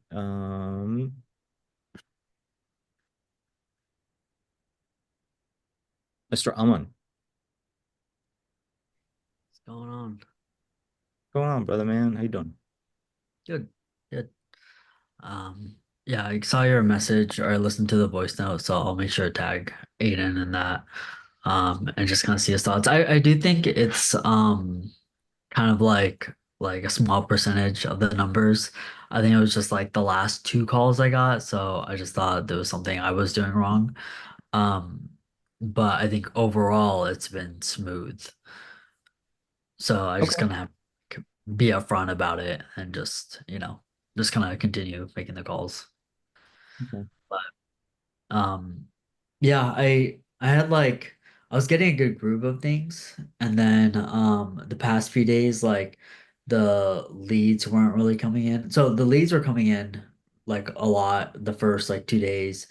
It kind of stopped like the third day, which is fine because I feel like that's normal. And then I like really like I did warm handoff with the guy that I really liked, like the guy that I wanted to work with, and I liked the way he was working, but the lead was out of his like service area, and so I was like, okay, I was kind of like nervous for that to happen a second time because then he may be like, okay, like where are these leads? Even though I told him, I'm like, hey, right now I'm targeting all of Atlanta. If we work together, then I'll be just targeting your area. But I wanted to get him like a booking right away. So like I tried just like doing a smaller patch and like where he's from just to see like, okay, let's see if I get any leads from here. Um, and then yeah, none of those leads have been like answering, or the two bad ones I got was like from that. So I'm just like, I'm hoping I didn't lose him because it's been like a few days, but I'm sure if I just call him with a hot lead, I'm sure it won't really matter too much. But that was just the only like thing right now. And if I lose him, then I may just start hooking people again tomorrow. Or I may just try to hook like one or two people tomorrow anyway, just to have some people in my back pocket. But um yeah, that's just kind of where I'm at right now with my creative fee sort of thing. I guess we did this last week, and I want to do this again this week. Is just like, all the guys that are doing the free to fee. I guess I just like to kind of hear from everybody. Like, how do you guys feel? I mean, I'm noticing like ups and downs for everybody. It's like ups, it's all working, and then people run into bottleneck, and it's like I got to start over and stuff like that. Um, so I guess we just like kind of like open it up. I mean, like what's kind of like brewing your head from, Cam went back to ads, by the way. But Cam's very different than you guys. Cam had a $297 offer that was working like gangbusters, and he was just having a hard time explaining it to business owners. Um, and so I kind of expected that for him. So I think that's fine for him. But I mean, I'm in like going from like paid ads from med spas to this, I guess like what's kind of just like brewing in your head? Is this extremely difficult? Is it easy? Like what's now that we've kind of all been doing this for like 3 weeks, what's kind of your thoughts? Um, I like it in the sense that like it's kind of more work for me up front, right? Because I have to like for every lead that comes in, you kind of have to be ready in the day to like call them as quick as possible and stuff. But I kind of like the process better. I think I just have to kind of refine things. But I personally enjoy like when I got the first sales call, I feel like I enjoyed that overall process a lot more for me just because um I don't know, it was kind of like most of like the explaining just came from either just reading the script or just showing the leads are real. I feel like outside of that there wasn't too much like of me having to like fabricate things or make things feel like bigger. It was just kind of like they see the value of the lead right there and then. So I do like that, and I feel like my leads were coming in. In the beginning, I think just now, just like I haven't had a hit with the leads recently, so I don't necessarily think that it's like a client acquisition problem for that. So I think overall I'm liking it more. I mean, obviously I'm a little bit nervous as I'm like spending money on the ads and I haven't hooked a lead and I feel like I'm like kind of wasting it there, but kind of like you mentioned, I think someone else, it's like we're kind of building something. But overall I see like the value in it. I'm just hoping I would say if I did have any concerns, it would be like I do feel like yeah, I'm kind of wondering how good like this industry, like how good they're gonna be at like actually doing their calling or like their service delivery in terms of like sales and stuff. Like I do feel like they're like, oh yeah, I've worked with like lead companies before, and it's like you just get a bunch of like bad leads or something. Like, are these gonna be like good leads and stuff? Um, so I feel like there is probably gonna be some sense of like, hey, these leads are different than what you're used to on like referrals or something. But I mean, I would say that's like pretty easy overall. But that's just my experience so far. I think if I get the leads to be more consistent, again, I think I would get a few handovers pretty quick because I got handovers for the first guy, I got handovers for the second guy, um, and then I got handover for the third guy. It's just like after that, that's where it kind of like went down a little bit. But I mean, if like a few days go by and the leads start coming in again, and I do another warm handoff to the third guy, and everything's fine, like he's not like turned off by it, then I feel like it kind of gives some more leeway to everything as well. But that's just my initial thoughts. Personally, I like the direction a little bit more than dealing with people from ads, but yeah, I guess we'll see what it takes to like actually crack it, like get the paid clients. What, when you said you got to work on some things, what do you feel like you need to work on? Um, I would say so. I think the hook part I've gone down. Um, I gotta kind of make sure that, again, I think with reps, I'm gonna kind of find the warm handoffs, and then I think just a sales call, just from my first experience. I just need more reps with that in terms of like making sure that they're bought in, and you know, I kind of like took it a little bit too lightly in the sense that like, hey, all of it's on the front end, so when you get to sales calls, they should be, and I think for the most part it will be. I think it was just that guy like probably wasn't that good to be honest. Um, but yeah, I think I think those are the big things, just more reps to be honest. What happened with the second guy? You said I was able to get the first guy, the second guy, the third guy. Is the second guy, because I know you said you had like one business owner and he ghosted. Is that what you're talking about? Like you had a business owner, you No, gave him. So no, it what's the wasn't second? that guy. The second guy I gave two warm handoffs to. I just personally listening to him, I just felt like he was kind of like the first guy, where he was just kind of like, and after we talked on the phone, he's just like, yeah, like, we'll see if they, but like he didn't really seem like excited by it, and so, um, like again, I can push him for the sales club, but like I thought I would get enough leads where I can get the warm handoff quicker to the third guy, and then just see more there before I kind of came to a conclusion of like which one I want to push to a sales call. So I think the second guy I just wasn't too impressed with. He did tell me like, yeah, I'm like really hungry, like I want to do it, but I think just his like one, I wasn't too impressed by his call. And then two, like afterwards, I just didn't get a feel of like him, feeling like, oh, like yeah, like thanks for sending that over, like, building more trust in me. It was just kind of like, yeah, like cool, you know. Um, so So that yeah, guy, when was the last lead you gave him? maybe like Friday. So this past Friday. So the guy one, I know fully what happened. Guy two, you got him his first lead, you got him his second lead on Friday, and then what happened after that? Just kind of like Um, nurturing it, not really talking to him, or like kind of what's happening there.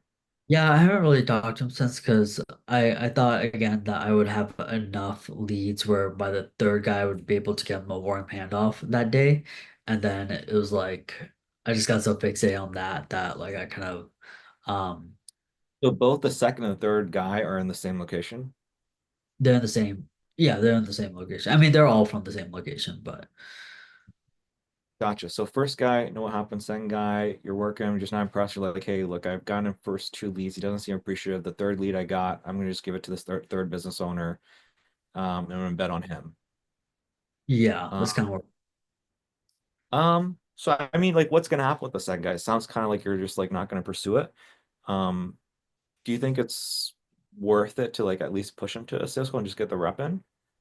Yeah, I mean, so I was still gonna do that, but I didn't get the third lead to pass over to him. So like what I was gonna do was get a few leads over to the second guy, see how that does, and then get the third lead over to the second guy, or sorry, the third guy. Um, I was gonna basically get a few leads over the third guy, and then do one more for the second guy because I told him I'd do like three. Um, And then from there, I was gonna just kind of, be like, okay, like, just kind of go with the normal SOP of pushing him to the call. But I already told him like, oh, I'm gonna get one more over to you. Um, You're and still so because you're still he's not like you haven't eliminated him. It's just like he's not a priority. It's like whenever the lead he's comes not in, very, yeah, get it to him. You're gonna do the sales call, just kind of see what happens. But you don't have your fingers crossed versus the guy you're working right now. You're like really hoping, hey, he seems like a much better fit. yeah. That makes sense. Okay. And I figure worst case, like I feel like he's still gonna answer my call because I told him like, hey, if you see my call, there's a lead on the other line. So I don't see why they wouldn't. Um, Gotcha. but yeah, it's just kind of like with the kind of the changes, the ads and like the leads kind of like pausing or like the lead quality wasn't as good. Um, then yeah, that's kind of where it kind of slowed me down. Whereas I feel like if it was kind of going as consistently as it was like end of last week, then I could have easily gotten like them both on the sales call. So like the bottleneck is just the odds have slowed down a little. But how do you feel in terms of like so I understand how like again the sales process is obviously very different.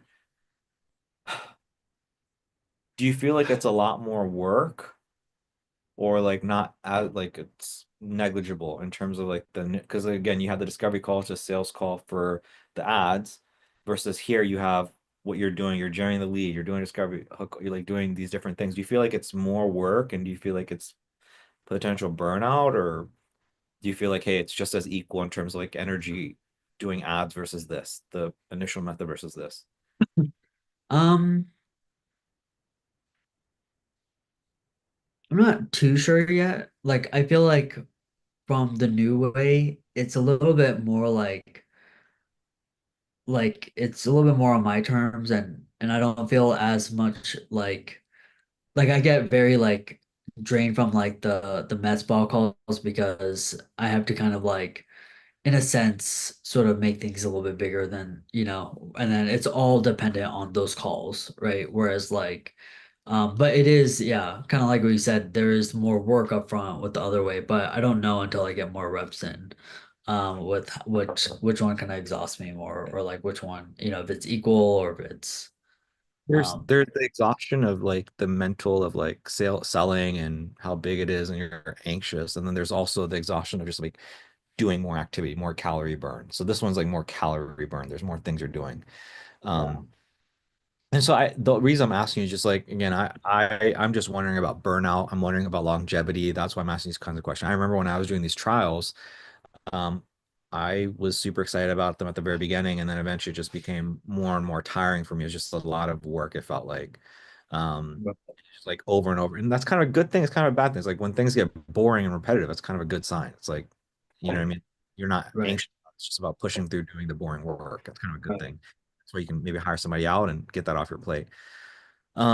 Yeah, I think that's kind of where I was coming from. Is like I'm seeing ups and downs with you guys, and I'm just checking like, hey, are you guys getting unmotivated? Are you guys staying motivated? Are you guys feeling excited about? That's kind of where I'm asking some of these questions. That's kind of where I'm coming Yeah, I think like if there has been a challenge, and I think one thing what I meant when I said like I need to work on this more is like kind of finding that balance of like how when to hook more, when to like do the warm handoffs. Like, oh, is it been too long? Like, do I need to do more hooks to get more people and then do handoffs? So I think that's kind of a learning curve right now, which it's kind of expected. I figure like in the future, like right now we're doing three handoffs for someone, but like I figure in the future, once we have a few clients, we won't be as needy for each person, and then we can do like one warm handoff, and then, I think what Drew does is he does one warm handoff, and then he sends the rest of the leads over, and just has them call. But I also kind of get right now, maybe it's better for us to do all the warm handoffs, just so they have a good experience every time. Um, I could totally so see, and this is important. I guess I would say it's kind of for Keith and Righteous and everybody here that's doing the hook methods. I could totally see again, don't hold me to this, but I'm kind of playing out in my head as well. Aman is like, you do the warm handoff, make sure there's a great connection. And I think like there's a lot of wisdom to what you said with the second business where you could just feel like, hey, this guy's not even grateful, you know? Um, we'll see. I mean, if you close them, then it'll be like, oh, never write people off, right? We'll kind of find that out time to find it out. But I could totally see how like the very first one, you're just really good at like just building that connection. And then something maybe you say on the hook call is at the end of the hook call is like, okay, cool. So for the next ones, I'm not going to hop on this call. I'm just going to send them over your way just to kind of give you an idea. Some of these are, going to be good leads. Some may not be the best leads. So I'm just going to check in with you and you just let me know. And then from there, you're texting them over. And again, I could see it again, once you guys have enough reps, if you guys can do it smoothly. And it's like, the second lead didn't pick up, it's like, oh, okay, no worries. And then you just because this way you're saving your time and energy. Right. And whenever it's a good lead, you're like, okay, and then maybe you want to hop on a call. Again, you probably don't need to, but it's like, hey man, let's hop on a really quick call. Tell me how it went. Cool. Da da da. But again, down the road, you're probably good enough where you don't even need to do any of that. But anyways, I'm just kind of rambling and talking. I guess like what else is like I think those are my main questions is like what do you feel like you need to get better on? I really do think it's just reps. This is like your third. And yeah, it does take quite a few reps to really figure it out. And then for me as well, like it took me a few reps to really figure out, okay, what do I do SOP wise and why?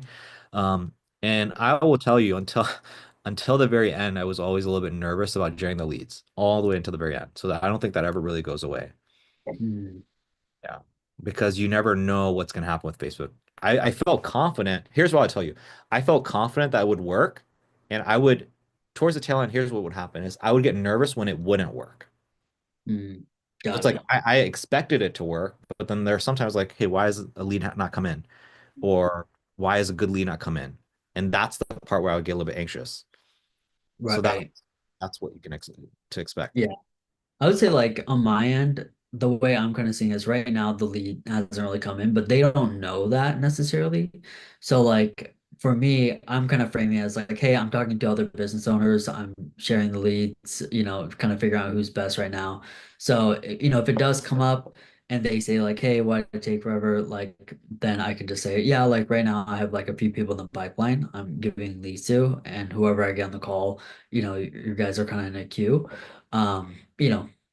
Again, that's kind of where my head is at in terms of if they bring it up, or if something like that happens. But hopefully it doesn't take that long where I could just get the leads over right away. How much are you spending per day on ads to get the leads? Like what's your cost for leads, like $16 or something? Yeah, it might have. So when I may have to just go back to like all of Atlanta to be honest, because when I did the smaller radius, I think it's at like 30 now. And I'm doing like $50. I was doing like 70. I think I brought it down to 50. Um, until at least until the lead flow really comes in again, then I can just get more chances. Um, but yeah, that's kind of where I'm at right now. Um, what did you want to chop it up about? I've just kind of been asking you questions. Like, is there something specific that you want to chop it up about? Um, no, I don't think so. I think I just wanted to update you on like where that currently is and um, you know, um, yeah, it's kind of like I guess I can technically hook more business owners, but until like I kind of get a thing going with the leads, I'm kind of just waiting. So, it is what it is. Unless you think like maybe right now while this is going on, I should set something up and, Texas or something. I think you have enough experience, right?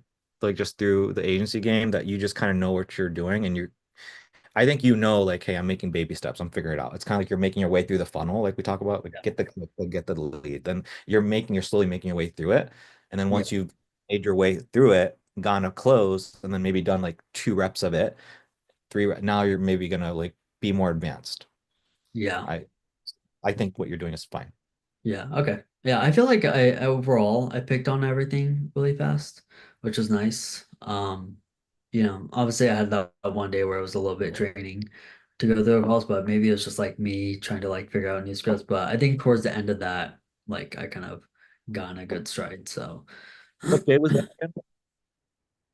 what What was day was that? that? The day where you had a little bit of a challenge hooking business Might owners. have been like Wednesday last week. And then did you hook business owners after that, or was that the last day that you hooked business owners?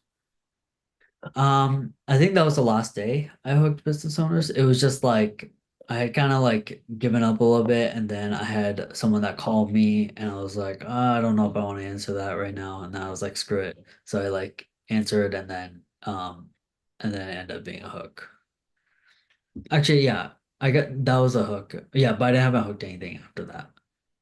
Okay, that was the reason I'm asking this question is like just to see if the issue was the script, all the Uh, variations. I may have to do a little bit more. Like I may have to tomorrow. I may just honestly make some calls just to kind of like practice some more. See if I can hook one person. If I get one, I got three people. I feel like with you, I mean, you've already hooked. So like, I mean, dude, three is not like a mistake. Could you have hooked better business owners other than the first two guys? Yeah, you couldn't use better discernment to like be like not better discernment, that's not the right word. You could have been a little bit more strict, which I think you're gonna get to now that you know. Right, Um, right. but like the fact that you're able to hook them so easily and you're like, this is just your third, like I think Right. that's a good Yeah. for anybody that's listening here Yeah. downs. But like what I'm seeing with you guys is like, dude, it took me, I keep saying this, I don't want to make it about myself, but like if 30, literally took me 30 to get my first sale, 30 motherfucking trials. Each trial was like a sales call, which was like an hour and a half. Then I spent 24 hours running the ads and like a madman, constantly at my computer, nurturing them. And then I spent 3 hours doing a sales call. So entire cycle was like 7 hours. I did that times 30 to get my first sale. Jeez. Yeah. That's how many reps I figured it out. So when I look at you guys, I'm not being like the old dude, like, oh, back in my day, but with what you guys got going, it's a fucking walk in the park. It's nothing. Um, so it's Yeah. a great sign. Yeah. I did do get four hooks. You just, Yeah. yeah. The one that, yeah. So from what I'm seeing, it's like if you guys just keep going at the pace that you're going, like you guys will be just fine. It's just about again us nailing these small things. So I guess my ultimate question to you is like, what do you feel is the biggest challenge? For me, it sounds almost like it's just when are the leads coming in? That's what it almost sounds like to me at this point. Yeah, right now it's just I think I'm trying to get better flow with the call because I feel like every one of my call with the leads has just felt awkward for me. Just because I'm like, they think I'm part of the business and I'm trying to like find the smoothest way to like get them to the business owner and stuff and then all that. But I would say if I could just like kind of think of like a better way. I mean I'm kind of finding it as I'm doing more of these calls, but um I would say that's the hardest part is one, like, obviously getting the leads and then two, just making that Yeah. initial a little bit smoother. Um because like one of the person, I don't know if I really said in detail on my message, but like um she was like, "Oh, how much like?" Oh, no, I asked her, I was confirming her quiz answers, and I was like, "Okay, like where are you located?" And then she was like, "Why do you need to know that?" I was like, "Oh, it's just so we can like book out like a quote and stuff." And she's like, "Why does the price change based on where you're located?" I was like, "Oh no, it's just like based on like our service area, like where we actually service. We would just want to make sure that you're in the area." And she's like, where do you service?" And I was like, the business owner or like my boss will be able to tell you. And she's like, no, like don't waste my time. I'm gonna leave. And she's like, well, I don't get why you charge based on or yeah, charge based on location. Like, hung up. And I was like, oh, that's not what I was trying to say. Like, I think she just got the wrong idea from it. And then I was like, just like, it just like got in my head afterwards. I'm like, why couldn't I have thought better like on my feet, when I'm on those calls? But that's the only thing. Like, but other than That's that, that was like one person out of, yeah. Sounds like you had a tough one anyway, so I wouldn't sweat it too much. yeah. And I was also thinking like if I didn't ask that question and I passed her over to the business over and she started yelling at him, then that would have been even worse. So Sure. That's there's a lot of wisdom there as well. It's like now you have to kind of I think what I'm gonna just share is really important for Righteous Riviera Keith is like don't pass off every lead, right? Pass off like if somebody doesn't pass your shit like your screening test, definitely don't give them to the business owner. yeah. Um, good insight there. Yeah. Okay. Um, do Keith Riviera Righteous, do any of you guys want to chime in and talk to Aman? I've just kind of been hogging him. Do you guys want to chop it up and ask him questions, or you guys kind of just mastermind together really quick? Does anybody have anything that they want to ask Aman? Yeah, what's it like to actually get leads? It is. It's good. It's I've just been struggling, so that's funny. yeah.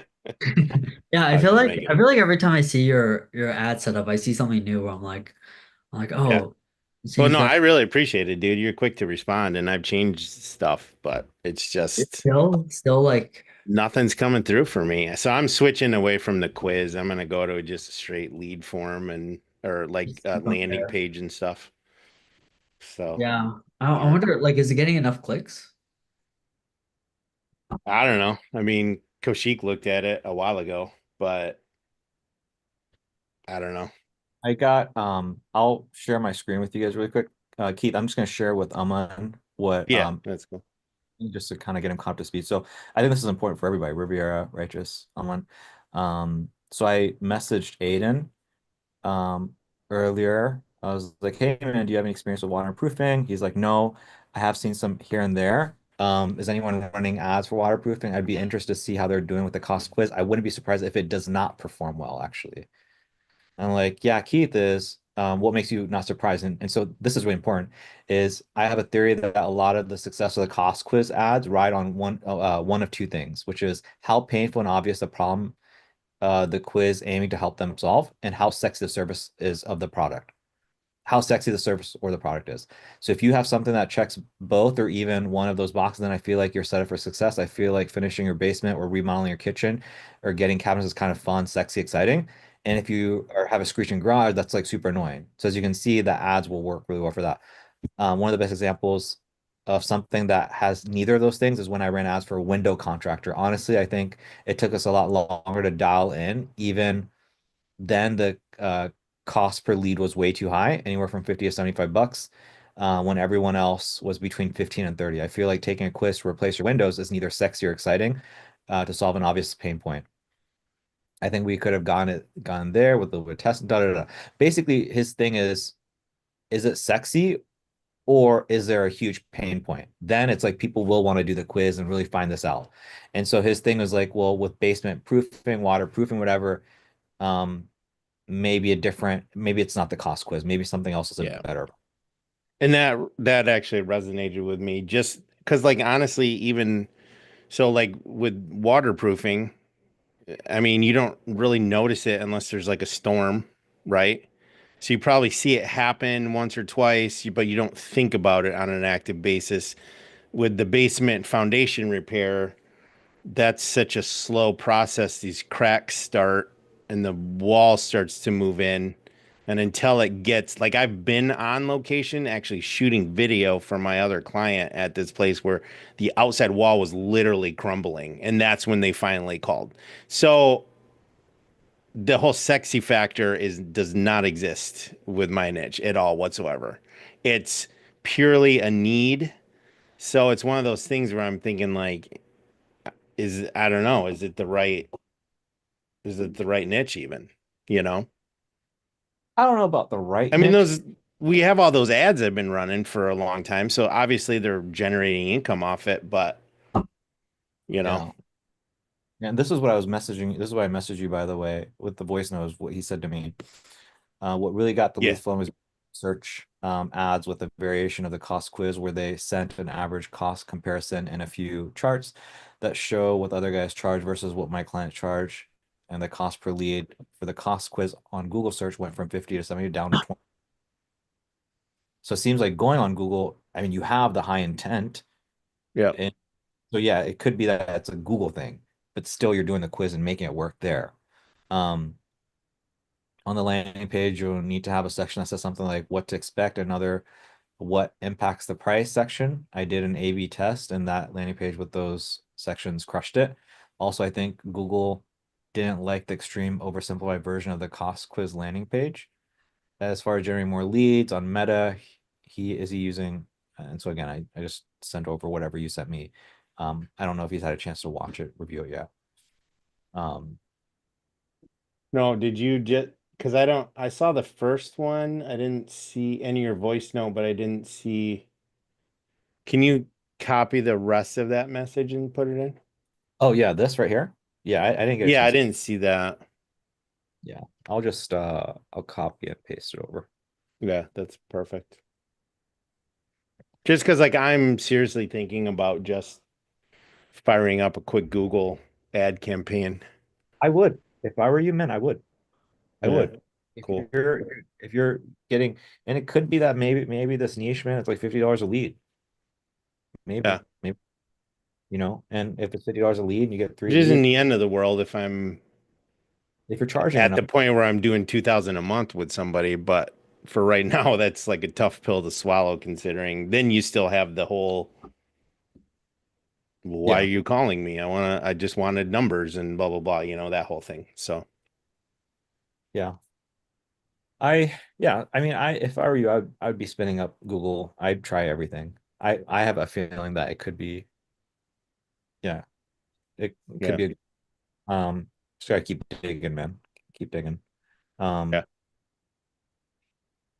yeah, Should I do that in lieu of Facebook or it's up to you. do It's up to both? you. I mean, I'm not looking to burn $100 a day, but like I do want it to work, obviously. So It's up to you. It's for me, if I will tell you what I would do. What I would do is I would just for me, I was kind of explaining this to MJ the other day, is like whenever you're in the phase that you guys are in right now, where you're building it from the ground up, again, you're not modeling.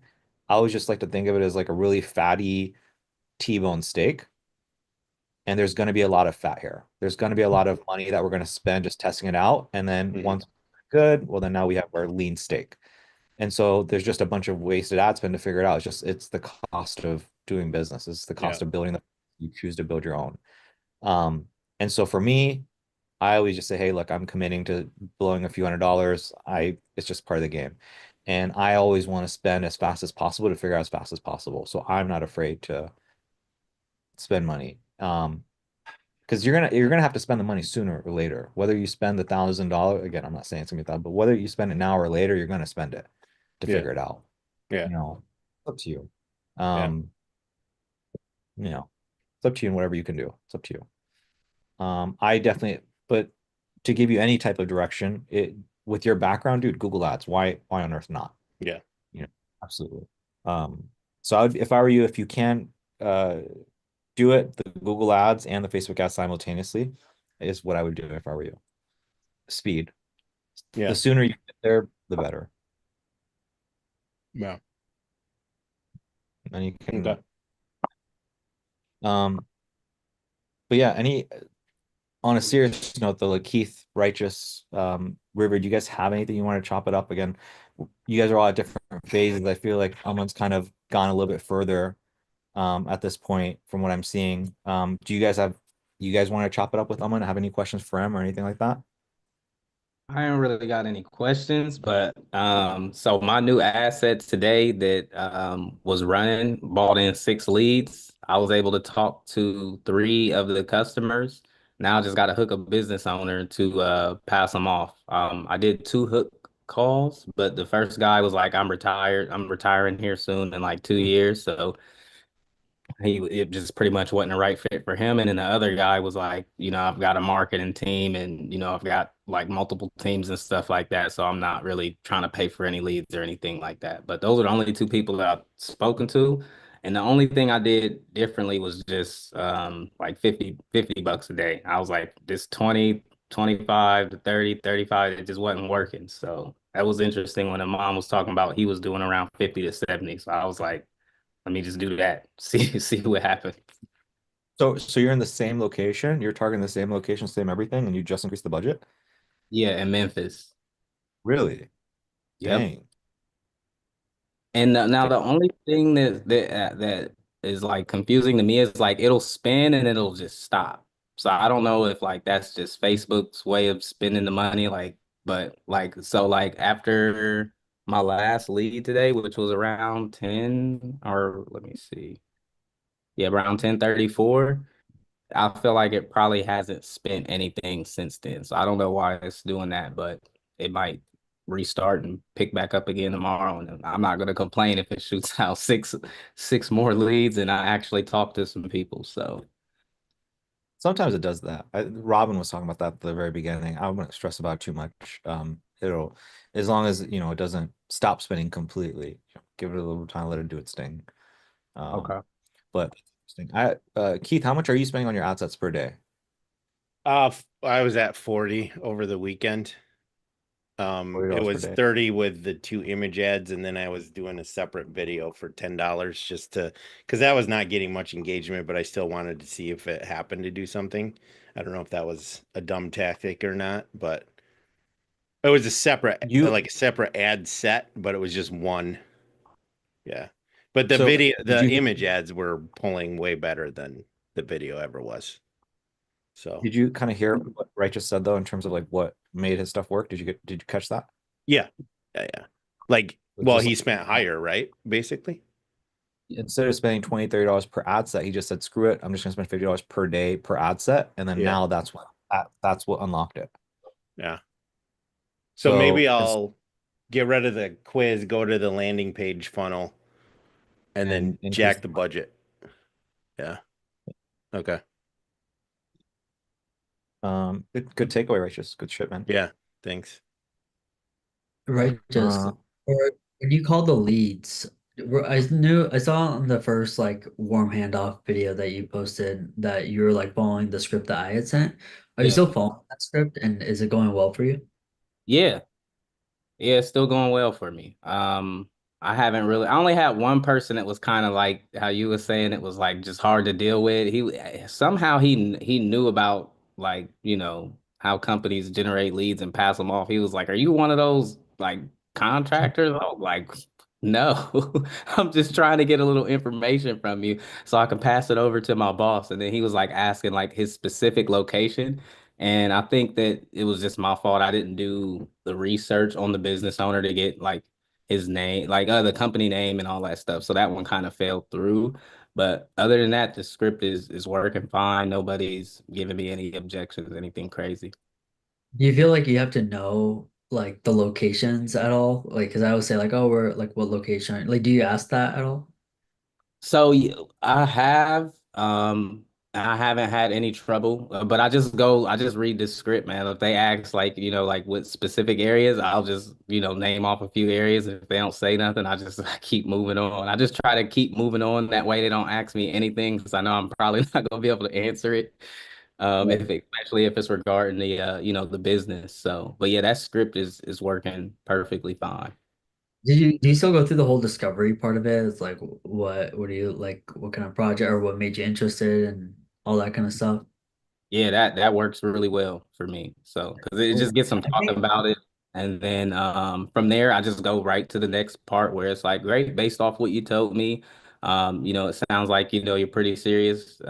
We just we go from there. So, Okay. Yeah, I think the last two or something, I was just trying to do like a quicker handoff and not go through that whole discovery, but just more like, hey, I just want to confirm this is the right number and stuff.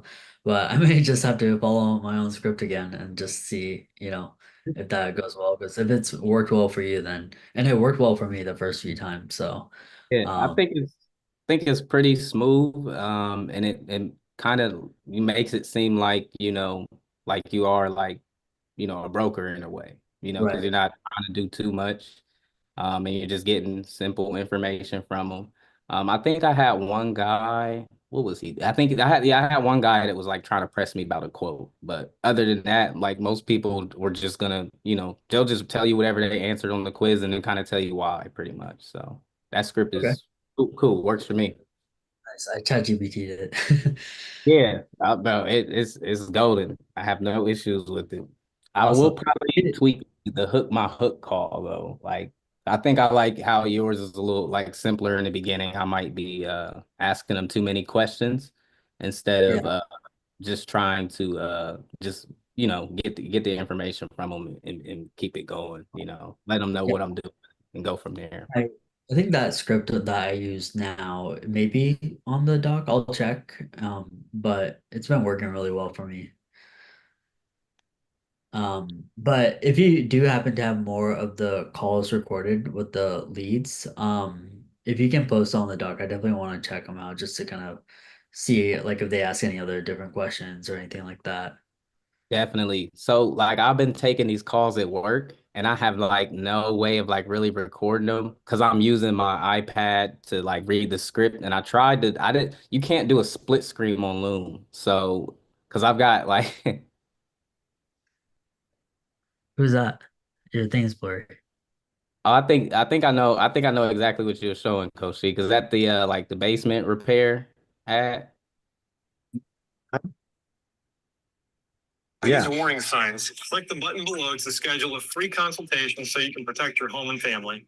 Columbus, Ohio, we're looking for wet, damp, and musty basements to fix with our waterproofing system. At Foundation First, we have been helping homeowners fix water damage issues for over 6 years. We specialize in our waterproofing process to protect your basement so an unexpected flood doesn't destroy your basement. Don't ignore these warning signs. Click the button below to schedule a free consultation so you can protect your home and family.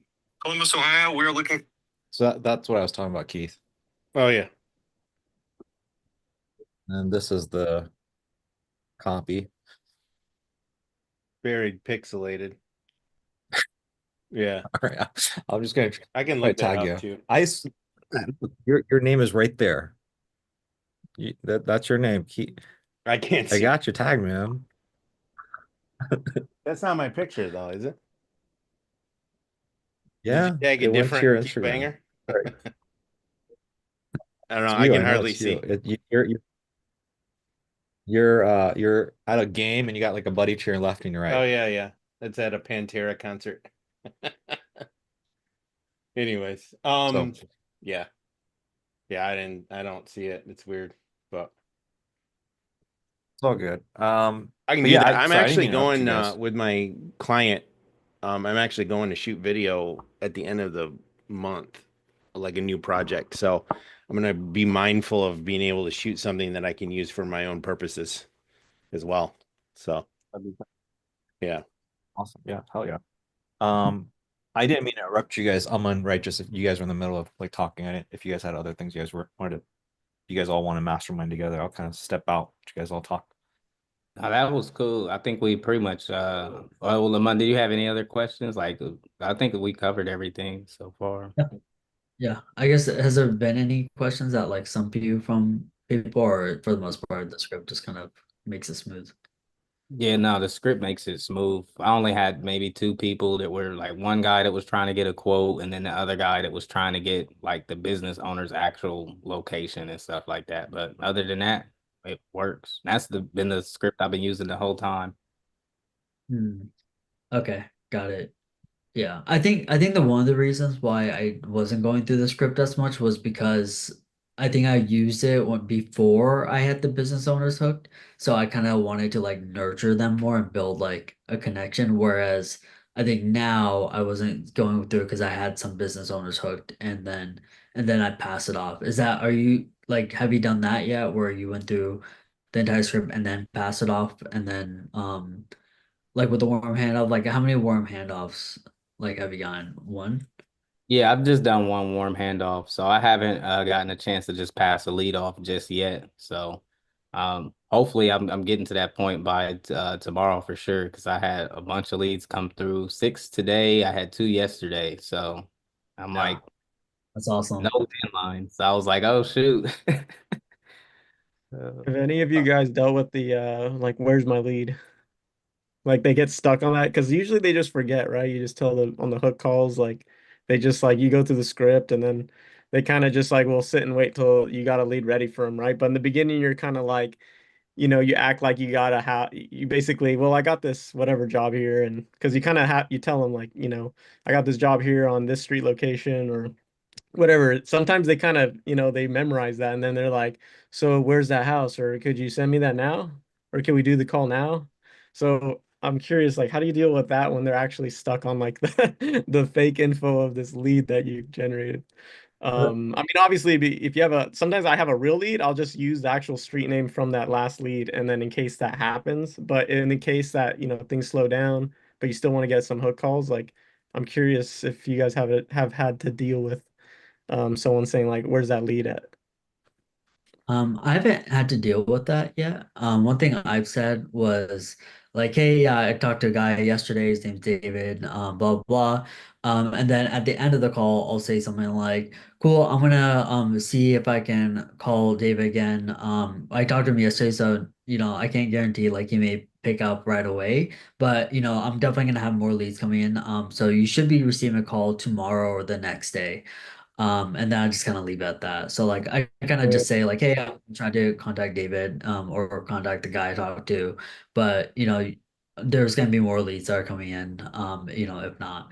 And so and then I say like, yeah, I think one thing that helps is I say like, yeah, I'm gonna send you my information. Make sure you save that contact.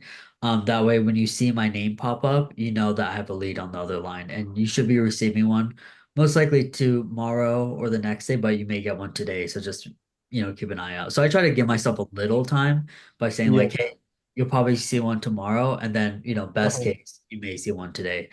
Yeah. Have Yeah. you I can tell you specifically what to say, but are you running into that issue or are you kind of planning for that issue, Rivera? I ran into that issue in the past. Obviously, I've kind of been traveling and had to deal with some life stuff today. But as soon as I get on the calls, I just assume it might come up again. So I just want to be prepped. Okay, so yeah, in terms of like, I like what Aman said.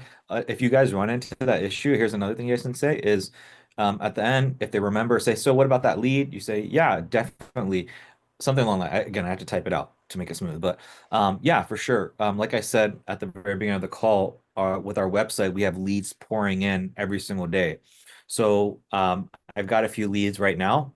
I just want to make sure that you and I were a good fit before I passed anyone off to you. I'm going to go vet that lead right now.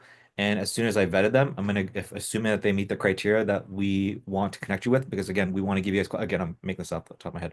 We want to make sure that we fit you guys with the right leads. We're going to go and vet them. And then if we believe it's a good fit, we're going to go and get that person right over to you. And then I can go into Aman's thing. So my main Yeah. thing is, so long as, my main thing is just this, business owner, John, can you please save my number into your phone right now? So, okay, because yeah, the moment you get a call from me, it's just know we've got a lead on the line. Again, I'm gonna go vet that person immediately right now. You might get a call from me here in like 15 minutes, Mhm. something like that. And then maybe say, and if we do find that they're like, if we do vet them and they're not the right fit, then we'll be expecting one tomorrow. Yeah, you Or can should go. I just not say anything? Because I've thought about like maybe saying that too, but Um, I think that's not a bad thing to say, but like what I like about what I just said is that I'm kind of telling them it's all about quality and I got to go vet them first. And then I'm deflecting to get them to focus on, hey, I need you to play ball. I need you to focus on pick up my phone calls. So I'm kind of like changing the dynamic, the power dynamics of like, hey, I got one, but are you going to play ball? Are you going to do what I need you to do? Yes, sir. Yes, sir. Okay, cool, man. Well, I'm going to get to work and then I'll get you a lead. yeah. Opposed to like, hey, it may or may not work. I don't know if I'm going to get you. Like, Yeah, it just goes the other you're route. making yourself smaller. You're getting rid of your power. Yeah, yeah. Okay, and then I guess like, and to Amon's point, like even if it takes a day or two, I think I had that in the beginning when I was doing LA. Like even though I told him next day, and like I called him in 3 days after, and then he was so excited and so happy he didn't even really care about the the lag. So it's like, damn, a freaking like, especially when you do the actual handoff and they actually talk to somebody, they forget. So I think when you guys get a really good, I think the key from what I'm seeing here over and over again, like, yeah, part of the puzzle is just like get your ads dialed in, right? That seems to be a big thing. Seems like Aman, you're good there. Righteous, you seem to be good there. Um, Keith, we're working on it. Riviera, I don't know where you're at in the process yet. But once that's dialed in, it seems to be, guys, that like the main thing is just vetting the business owner. It's like picking, you know, what girl are you gonna take home? Make sure she's a good girl before you take her home. Um, and if you do that, it just seems to be kind of like a home run. And again, your case, Riviera, Keith's case, where they're just super excited. If you just pick the right person, it seems to be just about picking the right person. Um, so yeah. Except for with my guy now, it's been 2 weeks since I hooked him and said I had leads, and So I Has don't he? know. I'm just probably gonna have to have a mea culpa with this guy and be like, hey, I might have called you prematurely. I didn't quite have it ramped up in your market, but we're there now. I've already kind of thought through that. But if he I says would. something, I don't know. I wouldn't even do that. Like, I No, don't think. I think. I think you figure it out, and then once you figure it out, it can, dude. If he's a good guy, like if he's who you say he is, he doesn't need to know anything. He doesn't. For sure. all he knows, you're a busy guy, and you flake because you got a bunch of shit on your plate. Just like he's making money, you're making money. You got your shit taken care of, and you're coming to him for a place of like, hey, dude, I want to be respectful. Yeah. I could have just like not even called you back because I got so much business, but like I'm calling you back because I'm a stand-up guy, and I was just like super busy. I apologize. I apologize for being busy. I guess my only concern is if I manage to start generating leads and then I'm pivoting into the sales call, like is he gonna be like, well, there's like a 2 week gap between when you said you had leads and when you 2 plus could be 3 by the time I get him one. I don't know. And is he You gonna do what you're if you go, that's why I'm suggesting what I'm suggesting. If you go in with the angle that you're suggesting of like, hey man, it took me a while to figure it out, what's yeah, gonna happen is you have doubt and uncertainty creep in, and he's like, sure. I don't know if I want to price. However, if you say, dude, I was so busy, Yeah. now the conversation goes into like, oh, this guy's like fantastic. He's like a surgeon that's like super in demand. It changes the dynamics. What Okay. happens is you kind of look like a dick a little bit, but it's Yeah. kind of like a good thing in a way. Sure. So it's a Sure. different dynamic. Hope that makes sense. I don't know if that makes Yeah, sense. no, that It's does. Yeah, for sure. Yeah. yeah, my big thing is you never ever want to paint uncertainty doubt. Like you never want to give anybody any and I know you did a little bit because again he reached out to you a few days afterwards and you're like, hey man, I got to get the lead first, and you kind of said what you said, so we got to kind of fix that a little bit and backtrack it to make it Yeah. work. But Well, I yeah, mean, I don't know what else I would have said on that call. yeah. Like he hit me up a week later, which I didn't expect. I almost expected to finally have a lead and call him and be like, "Oh yeah, I remember you." But he was like, "I'm ready. You got leads or what?" And oh no, it was like the same week, and then and then last week Monday, I did have a lead, and then it ended up being that competitor. So Whatever you do, never ever say like, hey, I'm figuring it out. Ever. Worst thing okay. you could say. Ever, ever. The cardinal sin. What if he asks though? Is like, cause like I pitched, like I've got a site and it's churning leads. I want to get these to you. On that first call, he said, I'm just coming back in from vacation, so I'll need like a couple days to get settled in, which was perfect because then I can go quick build the funnel and stuff. I got that up and rolling. And then he was calling me by the end of the week. And then now, I said what I said, but now I haven't been able to deliver anything. So what if he does say, well, hey, what took so long? You thought Yeah. you had. So you again, it goes back to saying again, I don't know what conversation 2 and 3 were, like the specifics of it. My main thing Yeah. is no matter what, you just whatever you say, don't say that. So whatever you have to say to make it make sense. Again, I'm not being ethical here. I'm just telling you the truth. Yeah. Yeah. So if I were you, there's so many things you can pull up. You can say, hey, look, yeah, so we have leads and we have it within whatever location, Michigan, wherever you're running. And you say, Yeah. hey, our focus at the time was,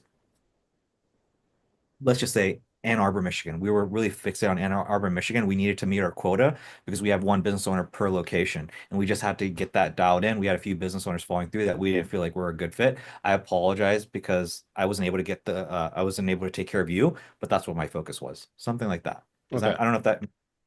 because like Yeah. your That does. business needs, you're doing another location, you're kind of a dick for not giving him love. Yeah. And so it paints you in the right light. It paints you in the right vision. Yeah. Yeah. Whatever, again, it's a very simple thing. Whatever you do, never ever say you don't know what's going on. Ever. Yeah. That makes Because we're sense. telling them like they're in different locate, or we're telling them like we're working with other business owners in the same location, right? And we're spinning out the site. You could always tell them, oh, the last leads that came in were all in this pocket of this zip code, which is closer to this business owner.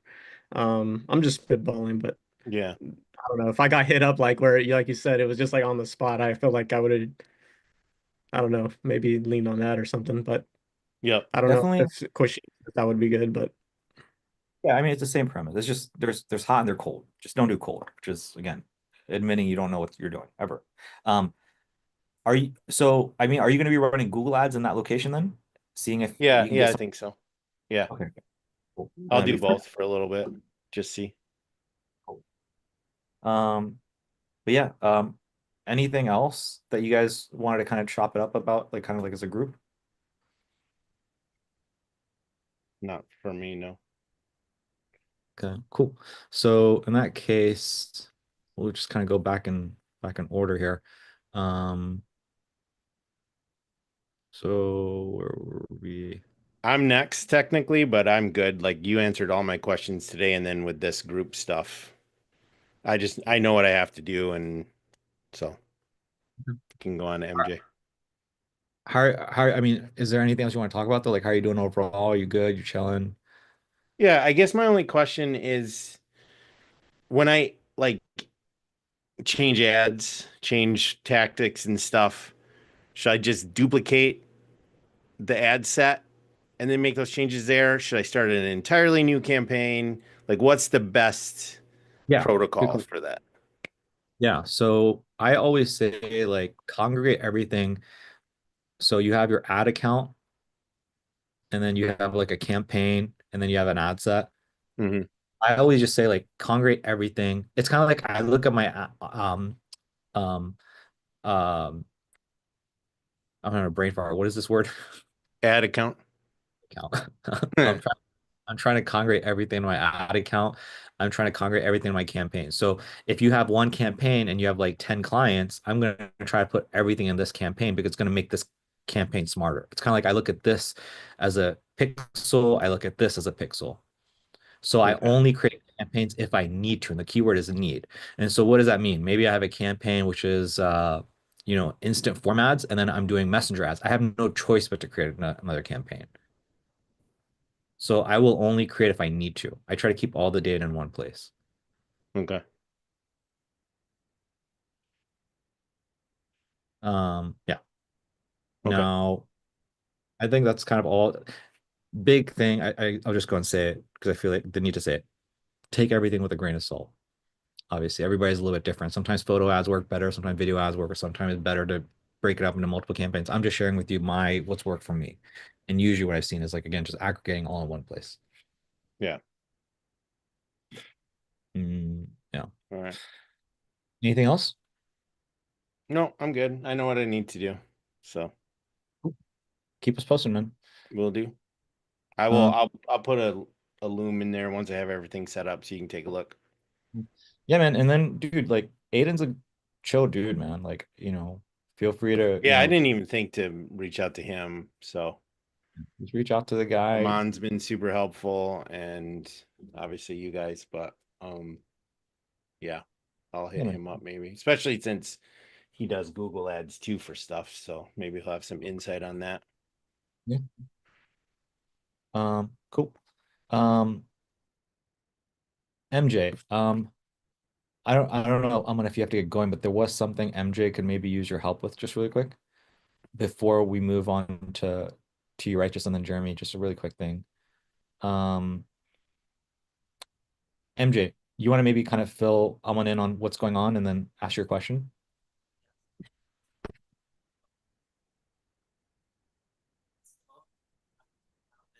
Can't hear you. That's the client that. Sorry, can you guys hear me? I can hear you now. Okay, sorry. So yeah, I have this MedStar client that I'm working with, and we're just about to kind of like launch ads and do the whole funnel and stuff. And I was just speaking with Koshik about it. And it seems like for the most part, they may not be the good tier in terms of MedSpa clients because technically they don't do the medical side of things. So most of what they have going on is, I guess, maybe aesthetics. So things like hydrofacial, Oxygeneo, those are probably the highest medical grade stuff that they have, So every other thing is like massages, regular facials, makeup and products, stuff like that. So I did have the website of the client that I wanted to share with you, Aman. I know Akushik was mentioning that you have dealt with some of some spas like this in the past and could tell whether or not like anything regarding them might work. I was gonna do some Oxygeneo campaigns for them to start, and I was trying to work through with price points to sell as packages on the back end, like for a couple sessions of maybe, I don't know, four or five sessions or so to kind of make that money on the back end based on what we run with the offer on the front end, and hopefully at least start from there, ramp them up in ad spend, maybe getting them to spend maybe $1,000 a month, right, on ad spend, and see how we can like test things out, and hopefully get some results from that at the back end. So that's kind of like where I guess I'm at right now.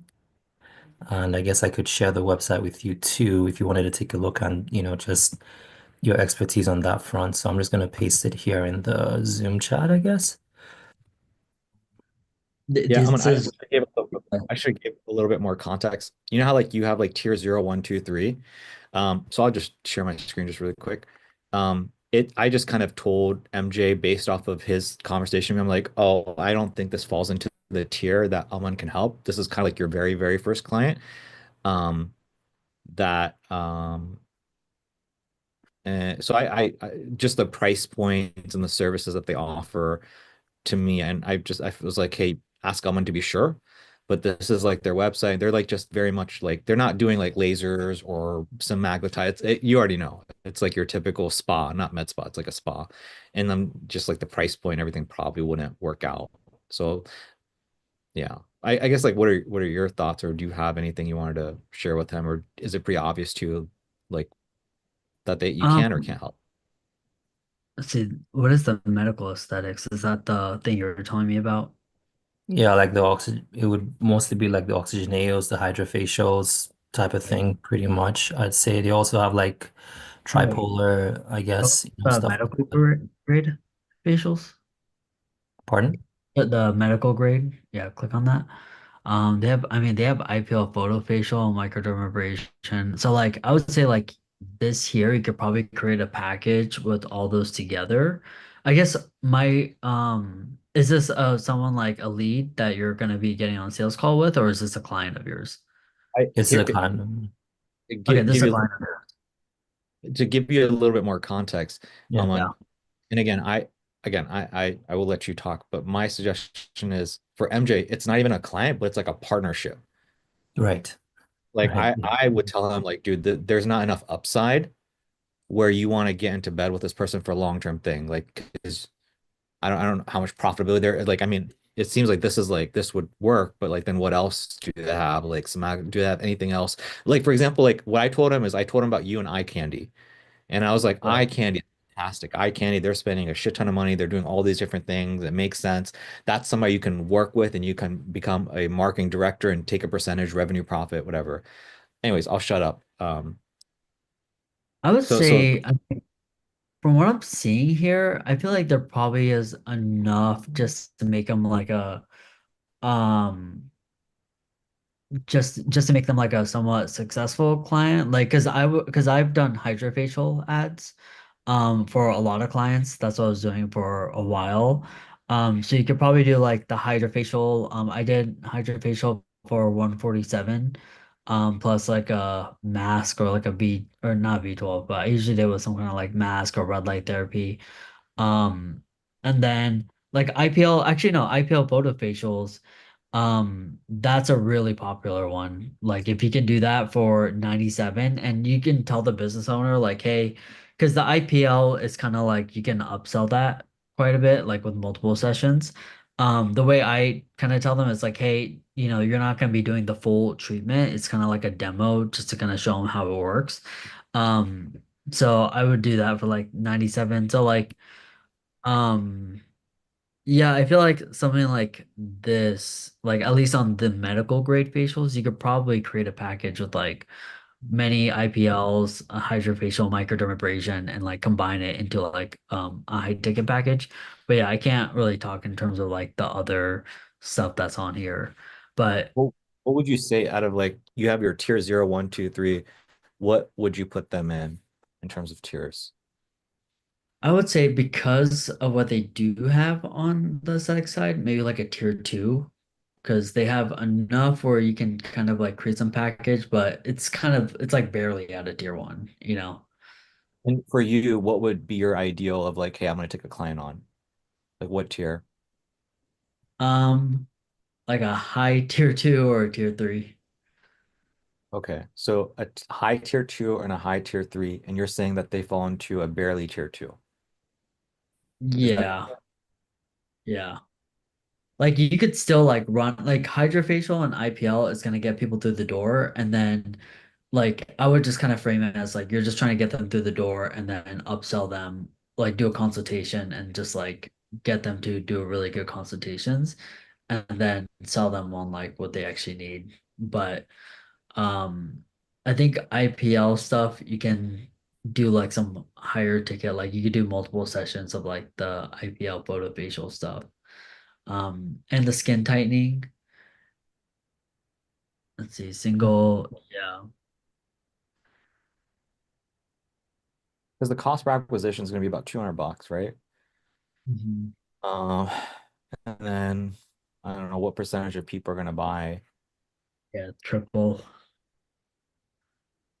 But then if you combine like the IPL with like microdermabrasion and like a 3-in-1 superfacial, I feel like you can do um like a kind of like a holistic program type thing. What would you sell And that at? I mean I try to get my packages um to be like 400, 1,200, and like 3,000. Like I kind of try to hit like around those for like a three tier. So like, but I don't know. I haven't really like cracked like that part of the sales stuff. But yeah, I know But like so does this stuff like so I understand how the packages like for like how successful would a business be using this? Or is it like, hey, this in theory should work, but it's not working? Like I guess that's what I'm asking is like, does it work? In your experience, does this work? Like, are the clients profitable from this? getting people through IPL or just like upselling with these Like services. both, like what you said, like, hey, use this for 97, get them in, and then upsell them. Like, have you seen that be profitable? I think Bella Mullins was doing a good job getting a lot of bookings, but she was not really good at upselling. So she had a few people who bought like some of her high ticket stuff. So that was cool. Um,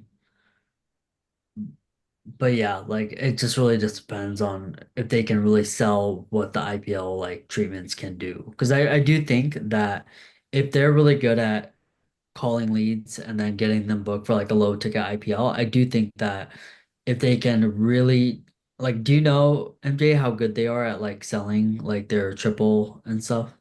No, I have no idea. I'll probably be finding out when we because what I filmed was Oxygen Neo, so the very first one at the top, and that is basically what we're about to begin the pipeline for. So Okay. I'm about to find that all out, I guess, when we, hopefully start running because they haven't done anything like this, right? Like based on what we're talking about and trying to do, they haven't done anything like that. So I'm Okay. basically just pretty much introducing this entire system from scratch, I guess. Okay. Kushik, what was your suggestion about the partnership? I just so if I kind of am a little bit more holistic with MJ, he's got his, thing for his finances. This is his main thing. He's got his 9 to 5, whatever. And then from there, he's got a few opportunities. So he's got this thing he can partner with. He's got a videography thing where he can get hired as a director. I think you're MJ, you're still working on that, right? Yeah. So that's something in the pipeline. And so for me, when I looked at this, I'm thinking, and MJ, this is my perspective, is I'm just sharing with you as like seeing Aman have like a bunch of clients. And how many did you go through? 15, 10 clients? How many did you go through, would you say, Oman? Yeah, like 15, 20. 15, 20 clients. And so I've seen Aman where he's got some heavy hitters that are like amazing clients. And I've seen some people that are pretty bad. I've seen some clients that you would think they're good, but they're that good. And so it's like if you MJ, here's my thought. MJ, if you went into this as a client, $1,000 a month, yeah, why not? But if you're going through as a relationship of like, hey, I'm gonna bend over backwards. I don't care if I make money, don't make money. At the very beginning, I really want to be your business partner. I want to make 20% of the profits. Or I would, I would say it's not the best use of your time. You're gonna make way more money, way more efficiently doing the directing thing. Or like you're much better off like just getting a bunch of clients and learning from a bunch of med spas or doing the directing thing than to partner with this person. If this person is a regular client and they're willing to pay you $1,000 a month and just let you kind of figure it out and you learn, fantastic, right? If you get paid $1,000 a month and you get to get paid to learn, I would say it's fantastic. But a longer, deeper partnership agreement, like I would just say it's probably not worth it. If it's a verbal agreement and nothing on paper, like okay, maybe it's worth it. Um, those are kind of some of my thoughts. If that makes sense, Aman and MJ. Okay, okay. So yeah, I would agree. Like if it's just kind of like a client that you already got, like I would just tell you which ads to run, you can do it with that. But I feel like if it's like a partnership, you really want to even know if they're good at sales. You want to know if they're good at calling the leads. And because you can have a partnership and then you're doing all these calls of training them on sales and training them on calling leads quick. And then if they don't do it, then you're spending all this time with no like return. Whereas like I feel like if it was just kind of like if they have more skin in the game, they pay you $1,000 and they're kind of like again they have skin in the game and so they're gonna actually probably try a little bit harder. Um, I don't know if that's kind of where your mind was at, Kashik, but I think that's kind of what I'm seeing too. Yeah, I think we're kind of on the same page. I just, I don't want you to waste your time and energy. I know for you, MJ, time and energy is very precious. And that's kind of what I'm just like saying, hey man, like another thing about partnerships so that Aman mentioned that I think is very wise is like at this point, for me, one of the mistakes I made was partnering with people too early. Now, for me, it's like I put somebody through a 9 month journey before I even offer them any partnership. Now I do that because I've learned so many times. I think somebody's a stud, I think somebody's great, and I find out months later they're not, or the vice versa. I think somebody's not a stud, and then I come to find 6 months later, like, oh wow, this person's actually fantastic, and then I'll offer a partnership. So I never offer partnership. I only offer partnership after months of work together.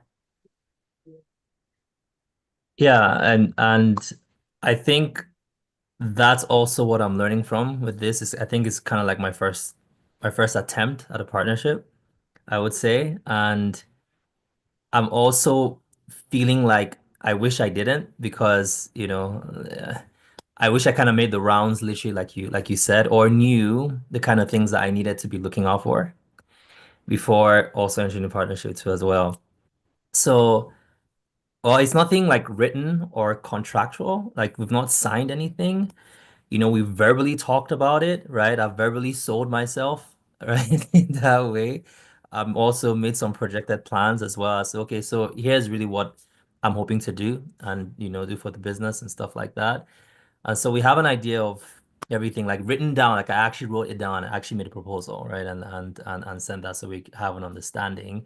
And again, all that was I thought I had your blessing and your green light. So I took your blessing. I took your blessing. I'm like, okay, cool. Because she's good with this, so let's go in bed. So let's hit the bed now.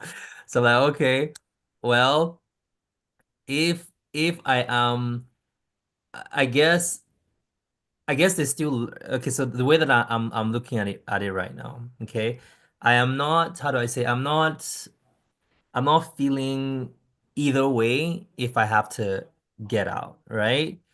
Like if I have to detach from it. Okay, so that's possible, and I wouldn't feel sad about it, right? I think I live and I learn. I jumped in something a little too early, and I think there's a lot of processing that has to happen. Which, speaking of which, like the route that I'm going with the video production company is better. Like now that I'm in that phase, I get it. Like there's a lot of challenge, there's a lot of figuring out first before you like commit and make that sort of partnership, right? So if I get out of this, it's not a problem per se. It's just like, how do I do that if I have to and when? Because I think timing is key, like, right? Timing is very important as to when I do that and how I would come out of what I've proposed and what I've agreed to and what we've all agreed on verbally to kind of go a different direction.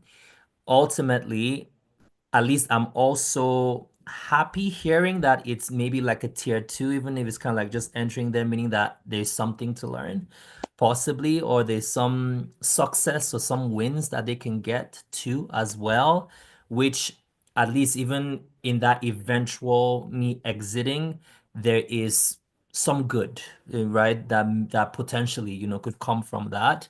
Okay, so that's kind of really where my headspace is at. It's like, okay, I guess I could still learn if possible, even while I'm here doing this. And well, if I'm gonna exit, like when and how would I do that, right? Given how I agreed to everything initially, right? So ultimately that's kind of where my head's at. And I guess in the meantime, as of me being here right now, what are the best strategies I can put forward to help them get some wins, be successful, in turn to like make I'm also a bit successful as well because of that, right? So that's ultimately what I am, merging because I'm still at least ways out from the video production side of things, especially because my PR isn't out yet still. And I think it's getting too long in a sense. I think they're back ordered, if I may, and they put a pause on things for the permanent residency aspect. I'm literally have been in the final stage since December. I thought I was just literally gonna get it like a month after. It's been like 3 months now, and I'm hearing all this like news of what's happening with Canada and all that stuff. So I'm like, it's taking too long. I may have to actually reapply right away to extend my work permit because I'm inching in on it expiring later this year, actually like the 7th month of this year. So that's still a bit of a ways off, basically, in summary, to be able to, if I'm good with this company, quitting my 9 to 5 and then going there, that's still, so within that space, this is kind of like what I got, and I'm trying to like form or make sense of too. So that's really kind of where I'm at in summary. So are you, I mean, I have very like just strong suggestions of what to do. Okay.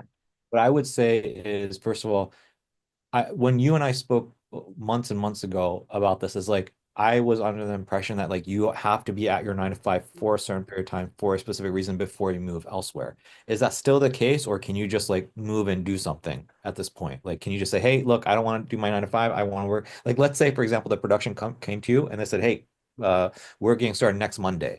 Can you get rid of your 9 to 5 and start working with them and then still be good with your visa and everything like that? Or do you have to stay committed to your 9 to 5 for a little bit longer or something like that? No, I can't leave my 9 to 5, sadly. You cannot. No, I can't. I can't leave my 9 to 5. And the reason being is because I started my permanent residency application with my current 9 to 5.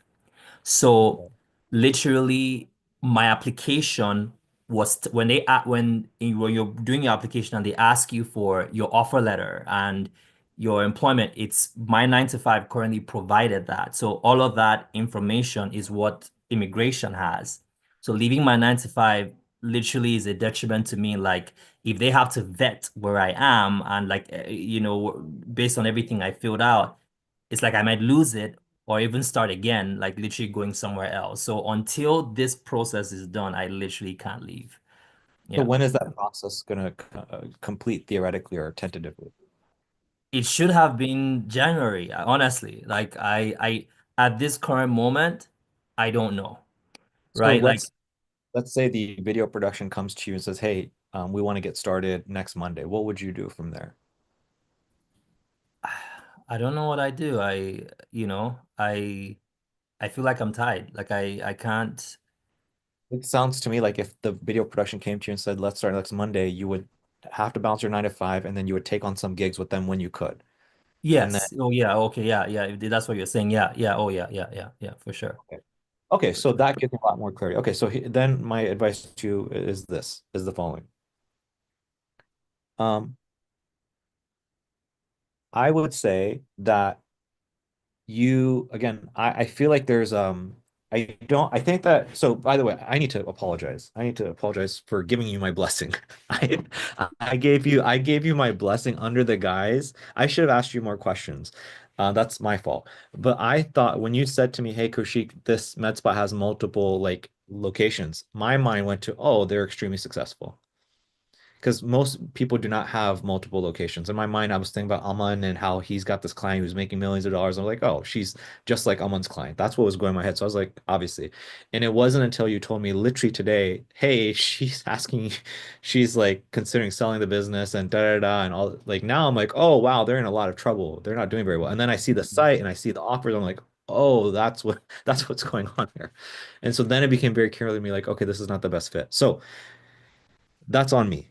But here's what I will say is if I was in your shoes and if you want to do this, just be very clear about like, hey, look, if you do it, it's a learning experience. That's all I'm gonna say. Is a learning experience. It is not an experience of, hey, this is gonna be your ticket from your 9 to 5 to work with this. Like, remember that podcast you sent me or that video you sent me where that guy bought a business or whatever and he like worked together and built it up and investor like this is not gonna be that, not even close. This is not going to be one of those. So that's kind and again, I kind of think that was maybe a little bit of like your thought process, like, okay, I can find something and really hone in and build it up. It's just it's not you, it's them. They are not set up for that. And you, no matter how good you are, no matter how good your intentions are, you just cannot do that. You can take a 7 to a 10, but a 3 you can take to a 5. They are a 3. You're going to take a 3 to a 5. It's just not worth it. They're not the right people for you. So if I were you, I would say this. You got your 9 to 5, you're stuck there until the foreseeable future of getting your stuff taken care of, that you're held hostage. Okay, so if I were you, then do this as for the experience. If I were you, I would do it for the experience. If you got nothing else, if you got the time for it. And then and here's what else I would recommend. I would not recommend like doing this stuff, the medical, the oxygen thing that you shot, whatever. I wouldn't recommend doing that. What I would recommend doing is I would recommend just doing exactly what Aman says. Like whatever Aman tells you, like, hey, go use this creative, use this copy, use this offer. Here's this price point. Here's what I would just do that. And it's not that you're not going to learn. I think there's a tremendous amount that you will learn by just doing what he says. So that's going to be the best thing in terms of like getting the client results. It's going to be the best thing for you to get some experience in this. Overall, it's just going to be like a win-win. That's what I would recommend. Because again, he like, yeah, I would just say like I would trust Aman's like guidance on like what ad, what creative, what copy, and everything to do, as opposed to trying something that may or may not work. Even though I know you've shot something here, that would be my suggestion. Aman might have a different suggestion of like what you do for creatives. Maybe he has got a way to spin this up for you. But if I were you, I would not try to. Yeah, I would just go to a proven model, a Yeah. proven method. I feel that may be tough though, because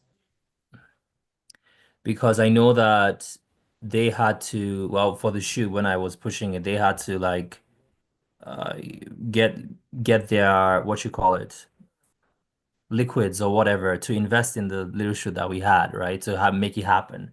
So I know that she has put a little bit of investment to make that happen. So I feel like it would be tough, just like, yeah, let's not do that. Let's, do this other thing. It might be a bit of friction there, I feel like. One thing So I don't know how I handle that. So either that, in my mind, I'm thinking I give them the benefit of still having this to run, but I'm maybe pouring in the seeds of, hey, here is something else that is also exactly. a If I were banger. Like, let's go do that too as well. if I were in your shoes, again, if you want to do the right thing is sometimes the painful thing, but it is the right thing. And the right thing in this case is to do something that's proven and then put in their head, hey, we are going to do this. But it's like if you do the proven ad, the proven funnel, the proven everything, what could happen again, depending on your skill, depending on their skills, they'll make money. Once they have money, well, you can afford to lose some money here if it doesn't work out. Versus imagine you do this from the get-go and it doesn't work, well, then you're just at a loss. I get that. I get that. So I guess my question would be, yeah, sorry, go ahead. Go ahead. I think it just depends on how you spin it, which is like, hey, for phase one, I had a thought, and after consulting with my team and this and that, here's what I believe to be the best fit is starting here. This is going to be the ad. This is going to be this. This is going to be this. We're going to start with this. The goal is to saturate the market in terms of software. Once we see the cost of leads and everything start to go up, what we'll do is we'll then transition here. At this point, we should have profitability. We can pour some of those profits into this campaign and try grow this, something like that.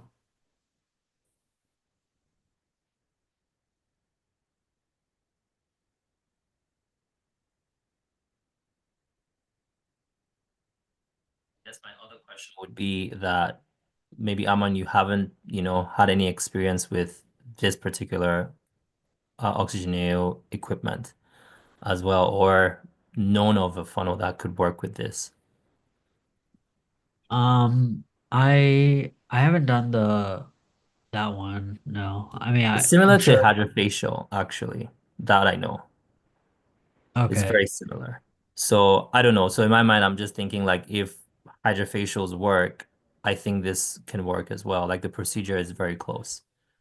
I guess like have you seen anything on like Facebook ads like library? I I don't remember. I feel like I did at the time I researched it. This was a while ago. I'll have to check now.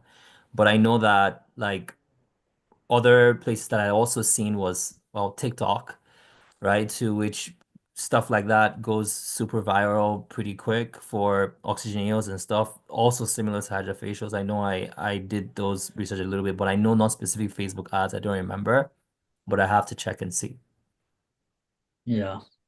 Yeah, it's hard to know. I would definitely check if other people and then just take the model up to the exact copy, the offer. But if there isn't a lot of it, then it's kind of hard to know because sometimes like something like hydrofacial does well just because people are familiar with it already. And then like the little machine is really cool, the way it like Yeah, yeah, suctions is exactly. Yeah. really Yeah. intriguing. Yeah. So Same, um same, same thing. Same thing actually. Yeah. yeah, I would say yeah, just try to like find an ad that's been running for a little bit and then take the copy of that. And I'm sure Yeah. if it's like low ticket and you Okay. can stack some bonuses with it, maybe then you should be good. Okay. Yeah, I'll look at that. So for the IP, so you recommend the IPL as the ones that you've done and work pretty well, yeah? Yeah, The full IPL did for the really well facial. at 97.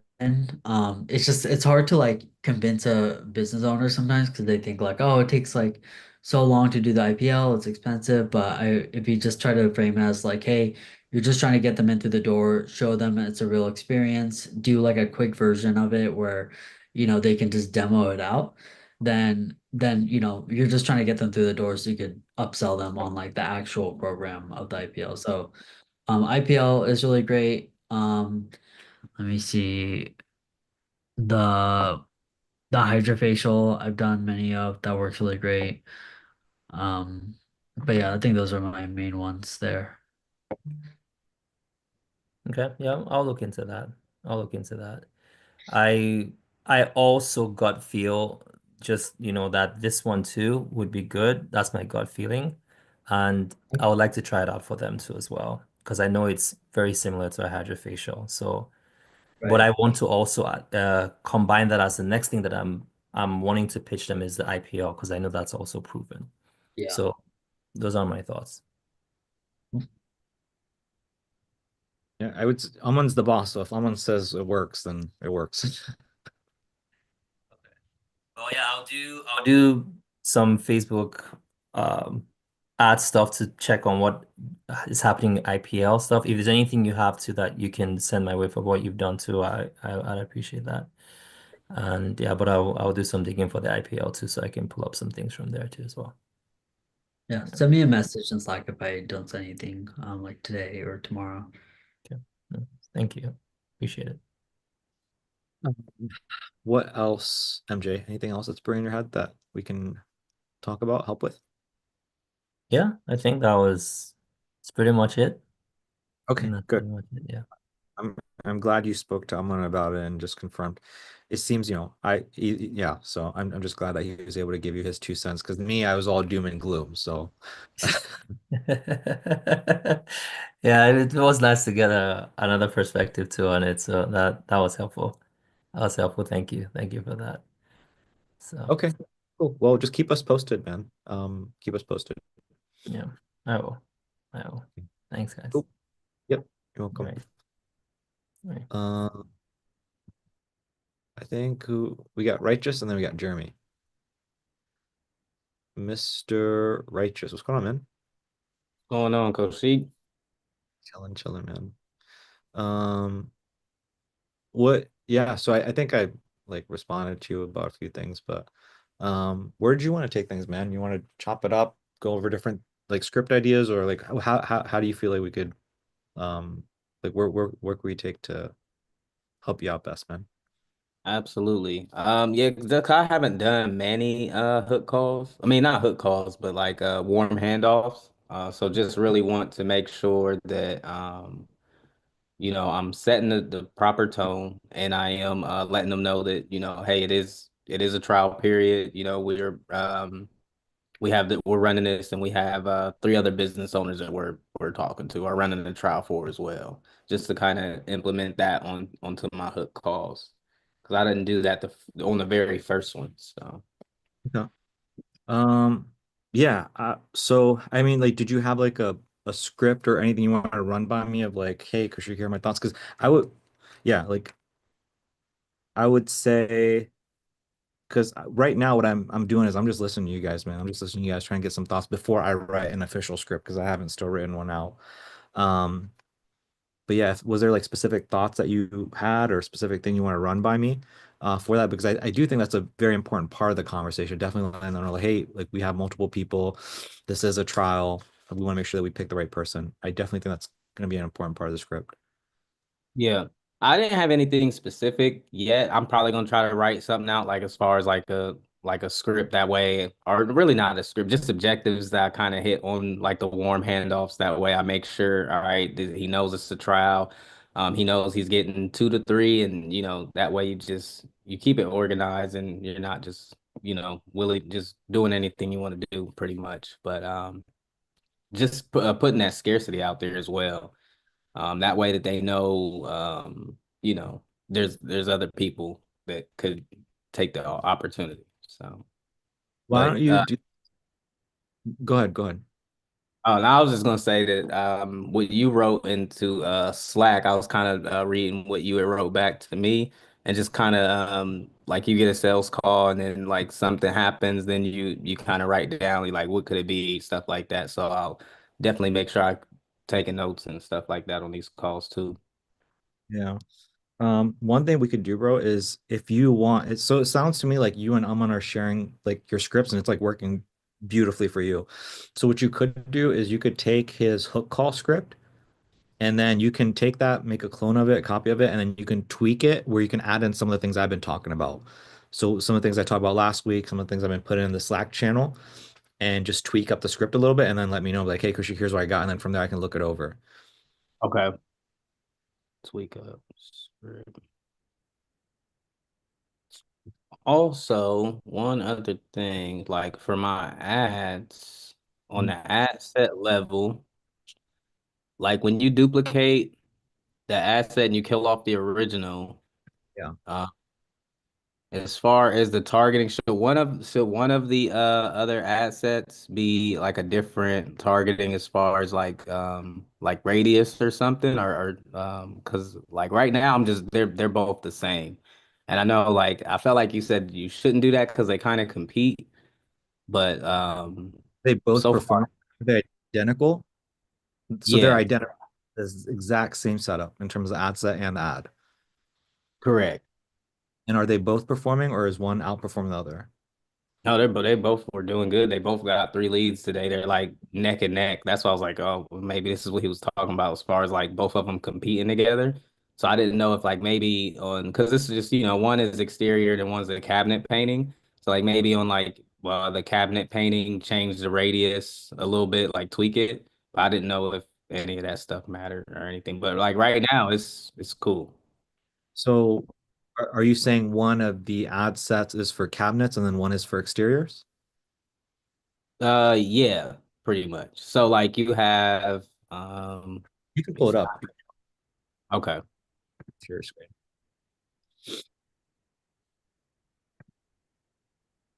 So I have, So I see, yeah, it says exterior and then it says cabinet. So my first question is the ad set level, are all the settings the exact same at the ad set level? yeah, Okay. Then what about the ad level? like what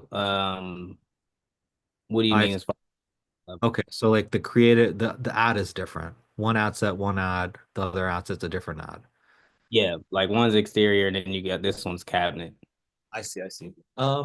Yeah, I But they're mean, same people. Like it's the same audience, same settings. So I didn't know if maybe I should tweak one or the other, but I no, didn't. that's a good point. Um, so I'm glad you brought this up because usually you don't want to do that, right? But the number one rule is obviously like if it ain't broke, don't fix it. Right. Right? So like if it like in your case, the simple answer is just don't touch it, bro. Like just leave it be. In an ideal world, bro, like you get these leads over, you hook them, and then you let it keep running, and you don't change Yeah. nothing. Like that's the best case. Like I wouldn't even touch them. Um, but I think so. I think what it is now that I'm thinking about it is like, let's say you have the ad set and the ad looks the exact same. Let's say it's an exact clone. Maybe that's what causes competition. So let's say you had both the ad sets the exact same with the same ad in them. Okay, okay. You have different, exactly. So you have one audience going after cabinets, you have one audience going after exterior. So it's a little bit different. That's my Oh, theory. okay. Yeah, that's my theory. I'm not sure, but that's my theory. But you're right. Typically, you shouldn't be doing this, but it's working. I don't know why, and it doesn't matter Yeah, because cool. at the end of the day, it's working. So, but you're right in terms of what you're thinking. You're right.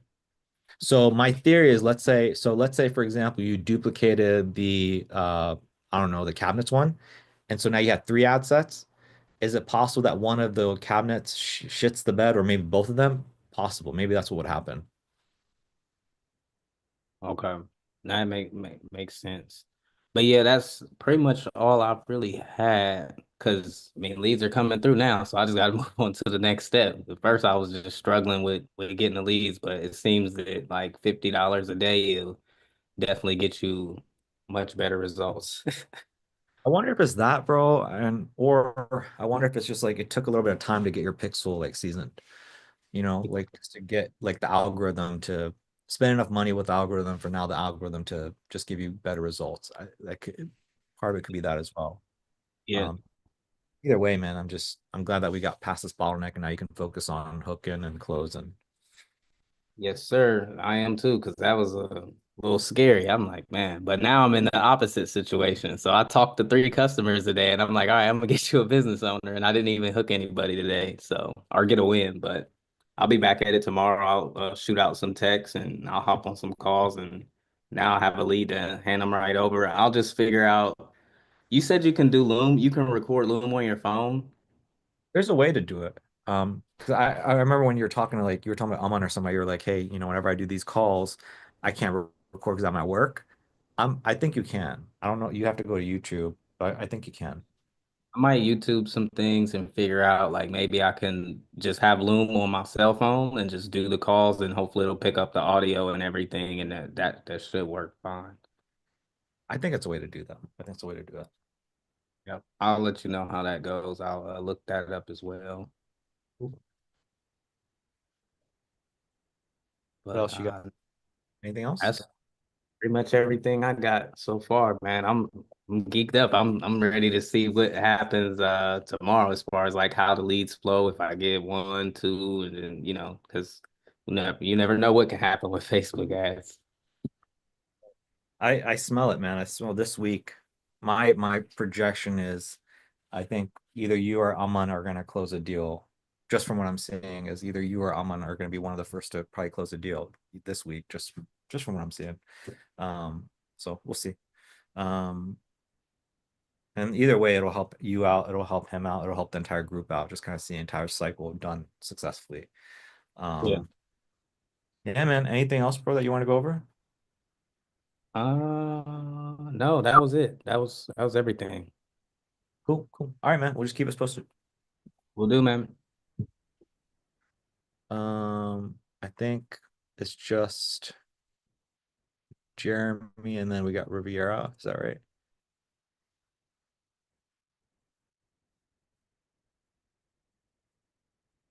Jeremy, I haven't had a chance to listen to your voice note yet. Oh, let me think back to what I said, what we were talking about. Take sheet, good stuff as always. I guess the reason I was asking that is, my ad does say that, we're going to get them booked with deposits and using AI and all this. So I've just noticed over the last couple of weeks, I've had a handful of these meetings where people are coming in saying, so tell me how you do this AI thing with booking people and getting deposits. And the reason I think that's happening is because A, obviously they watch my ad, and then B, maybe they've been talking to other marketing agencies. As I started asking my discovery questions, one of them is, are you working with other agencies? Are you interviewing other agencies? Then oftentimes they'll say, yeah, and this is what they're promising me, that they'll get these confirmed appointments with deposits or full bookings. And then they're all, then the other one is what I told you, I think last week or week 4, which was, these people are saying they only charge on the completed sales. So the completed sales one, I think I worked my way around that. I just basically told people I can't do that. But the booking with the appointment, that one's becoming more and more prevalent. And as I even watch through my own Facebook when I'm doing my work on trying to study other people's ads and figure out what works and what doesn't, I get tons of ads now for people trying to help med spas. And they're all saying things like, if you ever work with a marketing agency that's promised you the world, and they're getting all they give you is crap leads that don't pick up the phone and, don't book appointments, don't give you deposits. Well, we're going to guarantee this, this, this, and this, and this. And I know that just because they're saying that doesn't mean they're actually going to do it. It's just, I have noticed an uptick in my discovery calls and sales calls of people asking about that. I've also noticed more people paying attention to my ad and actually confronting me with my ad saying, well, you said in your ad that you were going to do this, this, and this. So I have told most of the people at this time, a lot of the AI I was talking about was the automations, the text, the emails, I can set it up so that you get a whisper call and you can call or, whatever. But the booking with the deposit, that one I'm having a hard time getting around with. That's why I was saying, my ad says it. So how do I work around it? What I have been doing right now is just saying, what I am finding is that you get somebody's information. If you can get them to book a date and time, the most effective thing is to not have them put the deposit. It's to go ahead and call them from there, then get the deposit of the booking.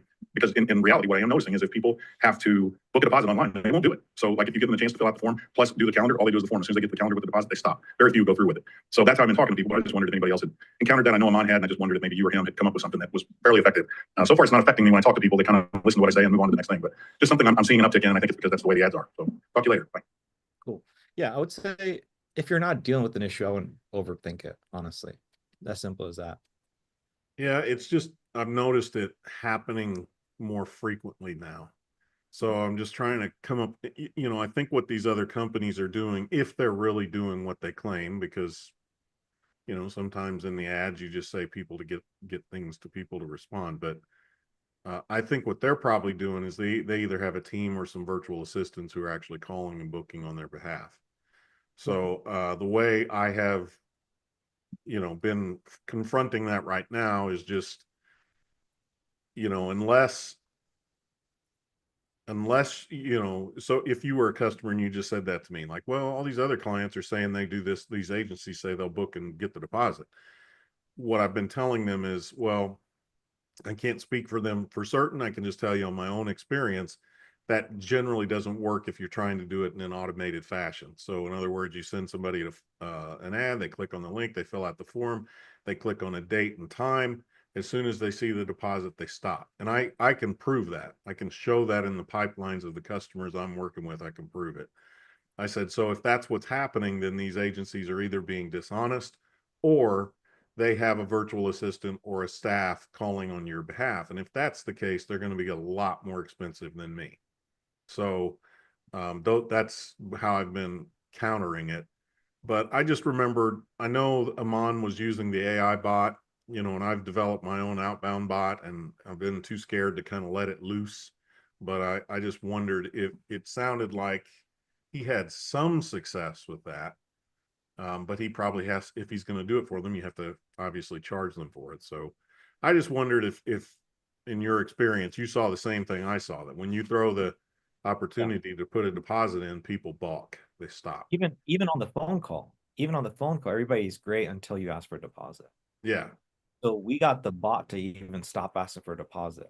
And I do have a suggestion of like what to say. I mean, to me, it sounds like you're just kind of bringing it up as like, hey, look, I'm getting this frequently, but it doesn't seem like it's like causing any issues for you. If it is, like, I can give you a suggestion for what to say, but continue. Well, yeah, I told you I have 2 clients who I'm hoping, I sent them texts on Friday just to hopefully get them to close, and they just said they needed to chat with the other people who are on the phone with me and make sure they're all on the same page. So I was leaving Friday thinking I bet I get those. Hopefully I do. Maybe I talked myself into something that's not going to happen, but hopefully I get them. But a guy I spoke to today, Vinny from, I think, somewhere in Florida, Tampa, Florida. I mean, right out of the gate, I started asking questions. He's like, well, let me ask you a question. Are you able to get these guys booked and a deposit put down so I don't have to mess with this stuff? And I said, well, that's not typically how I find most of the success working.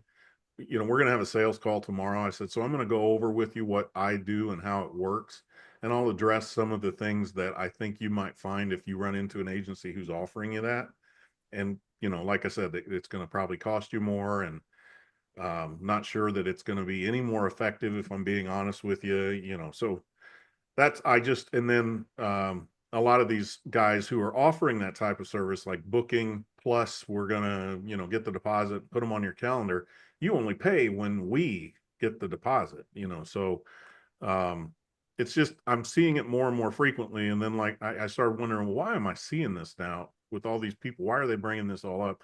Well, now I'm seeing since I've been studying med spa ads, every other ad I get is somebody just like me on Facebook. And when you watch, that's what they're all saying. Well, we're going to book, get the deposit, and you only pay when we get it, you know. So I'm just trying to get out ahead if that's kind of the trend that's going to start happening, or maybe it's been out there and I just didn't know it. Well, But it is the trend, and it has what happened because you say it in your own ad, right? yeah, well, I say it in my ad because he's like, well, what's this AI thing? You said in your ad that your AI can get them in the calendar and get them booked with deposit. And I was like, oh, crap. So I just went into, well, the AI I use there is the texting, the emails, all that's done automatically for you, giving them the opportunity. But it doesn't mean that you don't get that, you shouldn't call them, that you shouldn't be on top of them. That's going to be the more successful way every single time. And so then he kind of was like, all right, I'll listen. So Yeah. So this has been the biggest problem. It's not a new thing. I think you're having, I don't know what the word is. Robin used it at the very beginning of our call today.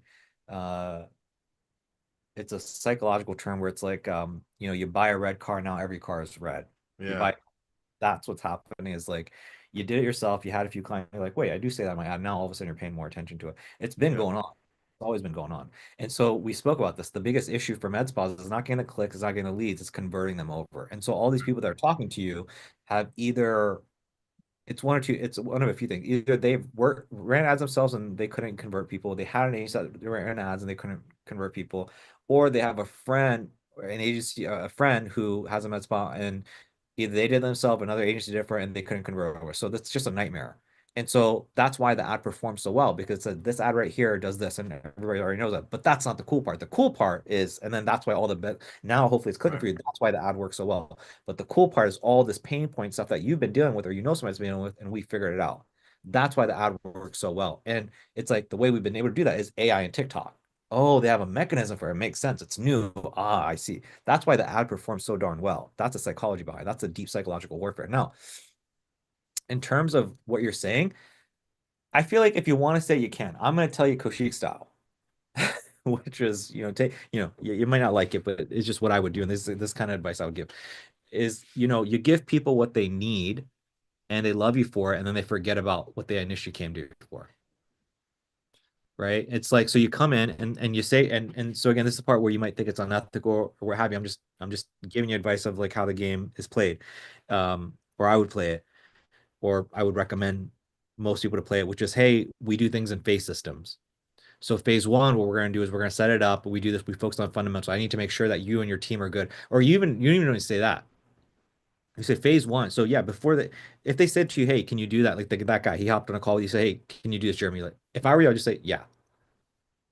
And then when I go to explain that, I'll say, we do things in a phase system. Phase one, what I do is I actually do not let any AI bot and anything that's like sprinting. We need to crawl first. So the very first thing we're doing is I'm actually working our leads. So not only am I getting the leads, but I am working them so that you can see firsthand what it's like. So we're really focused on fundamental. We're focused on blocking and tackling, just the basics. Make sure that's good to go before we do any kind of crazy play. From there, then we get that over to your team, make sure that you guys can do it exactly the way we're doing it. And then from there, at phase two, if you guys are happy, if I'm happy, if everybody's good to go, we just leave it. In my book, if it ain't broke, don't fix it. Now, if on the other hand, you're like, hey, Kaushik, or hey, Jeremy, this is working great. Let's take it to the next level. Okay, great. If you want to spend more money on ads, well, then yeah, we need a machine. Now we need AI. So at that point, we can go and introduce some things in there. We can bring in a VA. We can bring in different kinds of things to automate this more for you if you want. So do you see, like, that's how I would explain it. And then here's what's going to happen. What's going to happen by the time they get to phase two, they're going to love you so much, they're going to forget all about it. They're not going to ask you about it. I didn't say it in those words, but that's almost exactly what I told him is, okay. What I told him, what I find is the most successful way. And this is the truth. I didn't have to fudge on this with all the people I'm working with Florida, the lady in Pennsylvania. What is working for them is if they run the ad, the person fills out the form, picks a day and time, and then you call immediately to confirm that day and time and collect a deposit. That's working. And then if maybe they have to throw in a little sweetener to get the person over the top, you know, whatever, but that is working. So you don't ask the customer online to commit money. I would just say you have to be, before you divulge that information, it's up to you. I think the reason it works for you is because of your tonality, your face, and just how you say it. I think that's what it is for you. But if it were me, or to most people, I would just say, first figure out why they're asking. Are they asking because, again, they've dealt it with themselves, they have a friend, an agency? Like, first figure out what the nightmare is. There's a reason why they're asking you. And so it's like, yeah, totally, we can talk about that just out of curiosity. Is it because you ran ads and it hasn't been successful for you? Whatever the issue is, now go into whatever you're explaining. That's what I would do, just to be safe. Yeah. Because if you say something, they might just be like that one guy's like, "Ugh, whatever, just go ahead and tell me."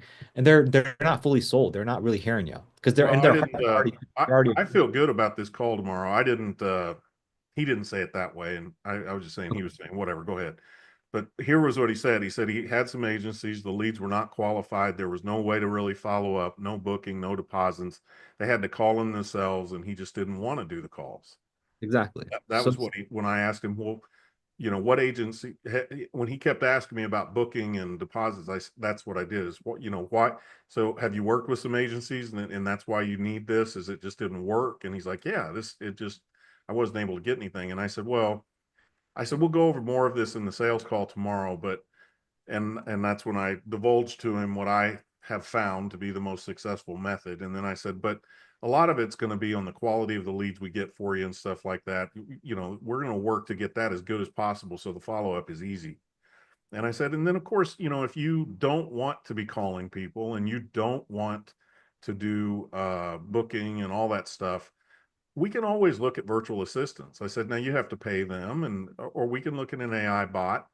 But the AI I was speaking of in the ad, since he addressed it specifically, I said, is we do a lot of follow-up with texts, giving them the opportunity to call you or book directly online. But we're not going to, you know, I said, I think if you're relying solely on an ad that somebody clicks on, they book, and then get a deposit out of it, you're going to fail every time. So it's all in how I said, the whole thing that I'm going to talk to you about on Wednesday, we're meeting on Wednesday morning. I said, the whole thing, Vinny, it all depends on how well we nurture the leads. If we don't nurture the leads well, this will fail. So I said, I don't like to rush right into AI and all that stuff like that, because I just don't find it works as well as the human voice. And so he's like, okay, all right, well, we'll talk about it then. And so we went over a few other things, but he seemed really, I mean, all the people I speak to, I seem to be able to just talk with them and have a good time and make a couple jokes, and we're laughing and break down some barriers, and they just kind of open up their heart and pour out everything. When I ask them, what's your pain point? Or the way I've been asking them is, if you had a magic wand, what would you change in your spa? And it's like they go, okay, here you go, and just dump it out on the call. And as soon as they do that, I'm able to just like, oh my gosh, I could do that. I could fix that. Let me talk about this. And that leads me to other discovery type questions, which makes that call very, very natural, you know, almost like I didn't have a plan coming in. They don't know I'm sitting there listing off, I've got 10 questions. But, you know, when they open up their hearts like that, just those questions are like natural conversations. And then of course I'm listening to what they're saying. I'll stop and address that. But I have just noted, like the other two that I talked to last week, one of them in particular, she's like, listen, if I hire you, I'm going to be very tough on you. I don't want a bunch of leads. Tom? Hello? Mason. There, he's gone. I said, she said, I'm going to be very tough on you. I don't want a bunch of leads where people won't answer their phone. I don't want people coming in here taking advantage of some low hanging offer that then turns into nothing because they pull up in a car that it's clear when they drive into my parking lot, they're barely able to afford I mean, she was very, like, she wasn't mad, but she was getting mad. She wasn't mad at me, but she was expressing anger and frustration that she's had with other agencies. And I said, well, listen, I'm going to work as hard. I said, you've worked with a lot of people, but you haven't worked with anybody who works as hard as I do. So I will do everything I can to make sure the leads are good, that they're taken care of. And I said, in fact, part of what I do is I'm going to take calls for you. I'm going to nurture the leads. I'm going to record my calls. I'm going to show you it can be done. I said, can I guarantee you every single person's going to answer the phone? No, I can't. But I said, when we get somebody on the phone, I'll show you what kind of quality they are, and I'll turn some of those people into sales for you. And anyway, she was very friendly, but very demanding. The other lady, I'm just the guy that was on the phone call with us while we were in the middle of the sales call. Huh? Was she a close? Was she one of the closes, or is she one of the people you're waiting to hear back from? One of them I'm waiting to hear back from. The other one that I thought was going to be like a sale on the phone, that was two of them on the phone. One guy is like their content creator and she's the marketer. The guy who's the content creator, they have to make decisions together because the owner is in Paris. So like with 5-10 minutes left on the call before I could get to, I wasn't done with everything. He's like, hey guys, I got to jump off here. I got to go get some video shot. And he left before I could get to the pricing. So when I left her, she's like, oh my gosh, and then we talked and I texted her later hoping that she might say, oh, let's get started. And she said, I still haven't heard back from Lewis. He's been filming all day, but I can't wait to start working. I look forward to working with you, or something like that. So I was like, oh, that's good. So I think she's going to be a salesperson on my behalf. I just didn't hear from her today, which kind of, it's Monday. I'm going to hold out. I'll wait till tomorrow and try to call her and see what she says. The other lady, I think, is like, I'm when I got off the calls with her, I thought that's a 65-35. I'm going to get her 65, lose her 35. When I got the text back to her, that went up to 70 for me. And then I don't know, as I've just thought on it, I start thinking that she's going to probably back out. But I kind of want to try to, if I could, I just keep seeing all these ads and I'm half tempted to pretend like I'm a spa owner and call one of these places and ask them, how are you getting these things booked?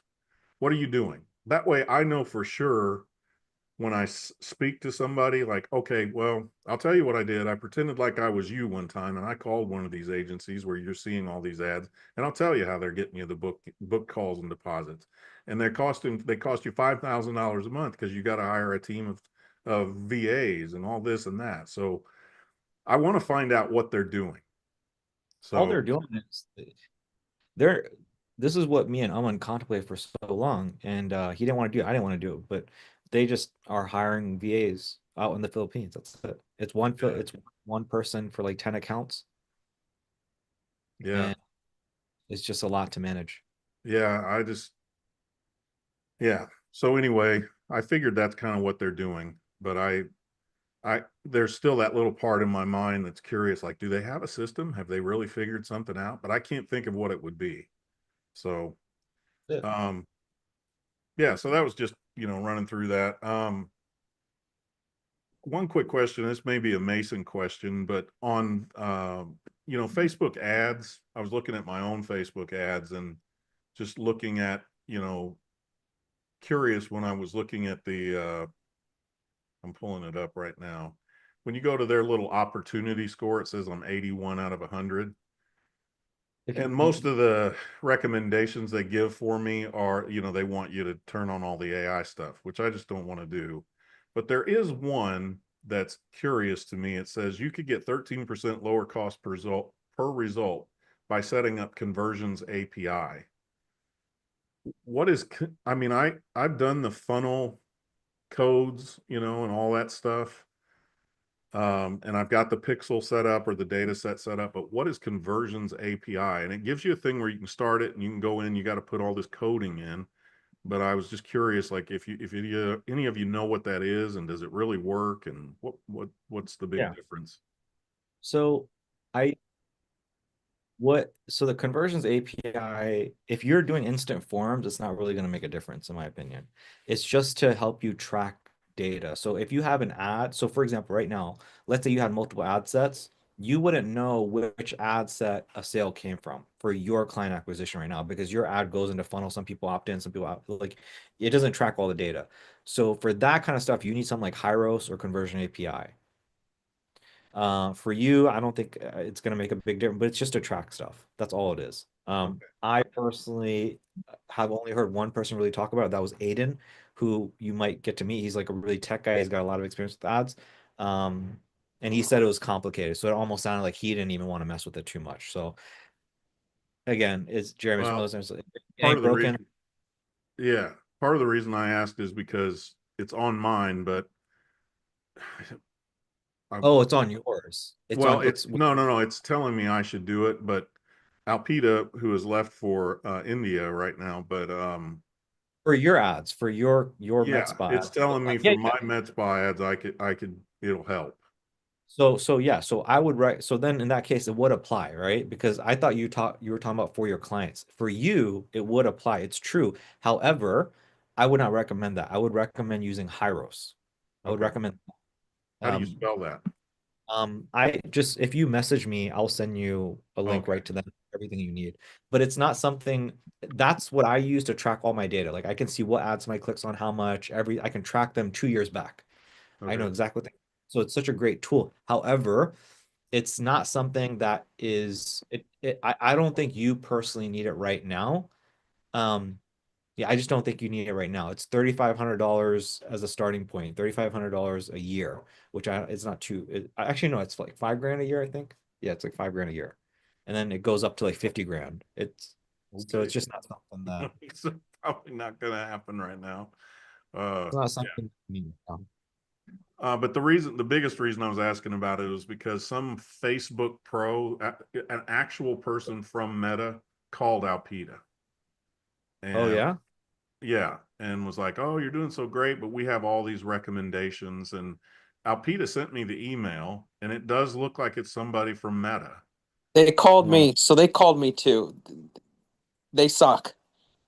Yeah, most of the Like there's no better way to say it other than they suck. They like call They me once a year to learn something from me. well, they don't know. They don't know they what they're doing. convinced her. She went in and did, while she was on the phone with them without calling me, went in and made changes to stuff, and it's so frustrating.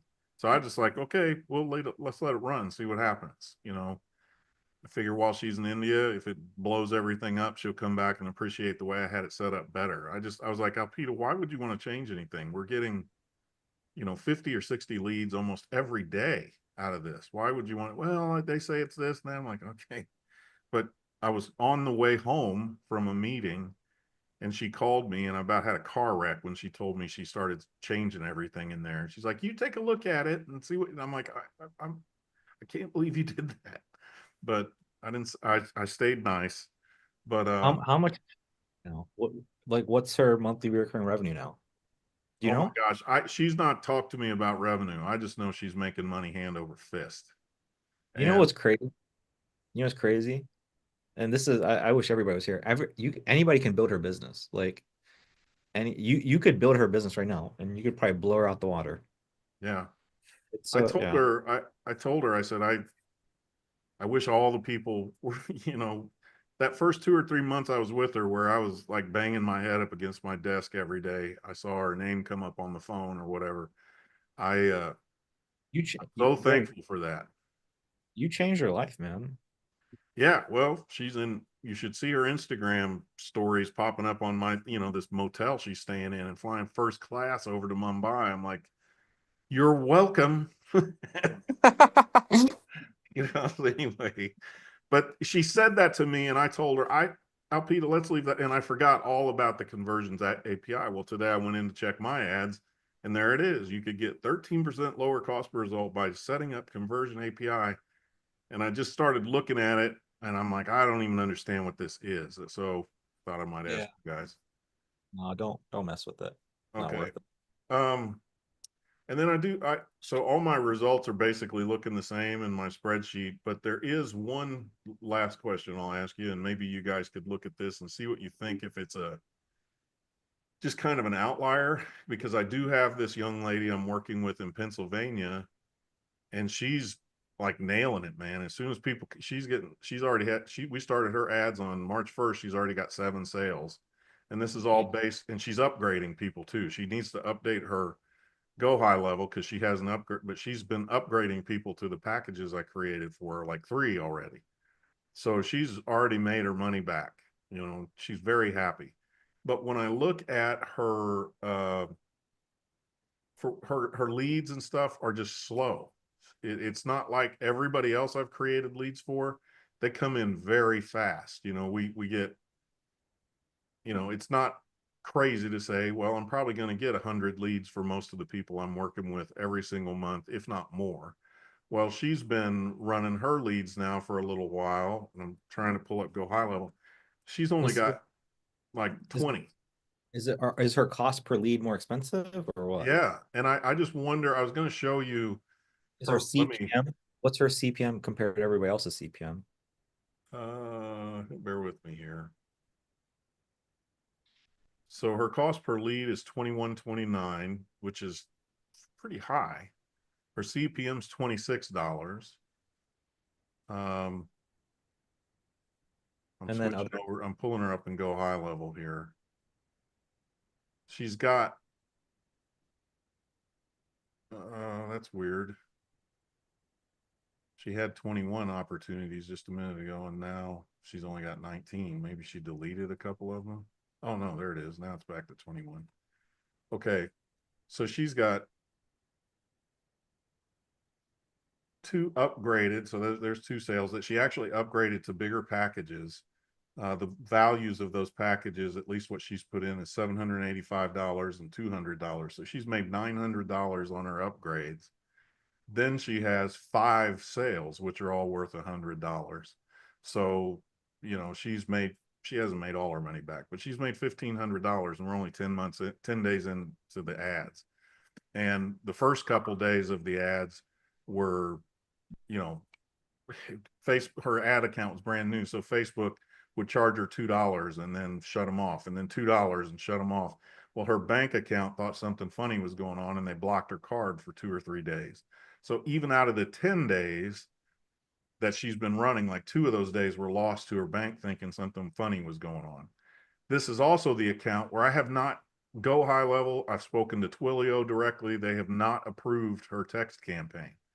There is nothing wrong with that campaign. I don't know what's going on. I don't know why they're doing this, but so without any follow-up texts or emails, and with a very slow trickle on her leads compared to the other people I'm working with, this lady has already got 8 sales. I need to get her more leads. Well, so I know her leads is 21 and the CPM is 26. What's your average client CPM and what's your average client's leads? You know what? I need to probably create a spreadsheet to like have a compare and contrast with everybody. So I'll do that. I haven't done that, but let me just look at one here real quick. This is the one in Florida who to me is running a very similar offer. Their lead cost is $15 and their CPM is 18. So, you know, she's $8 or $9 ahead on both of them.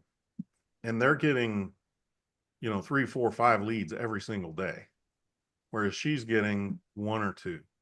Now, I can't tell if that is because of where she's at. She's in this town called Wyomissing, Pennsylvania, which is about an hour and a half out of Philly.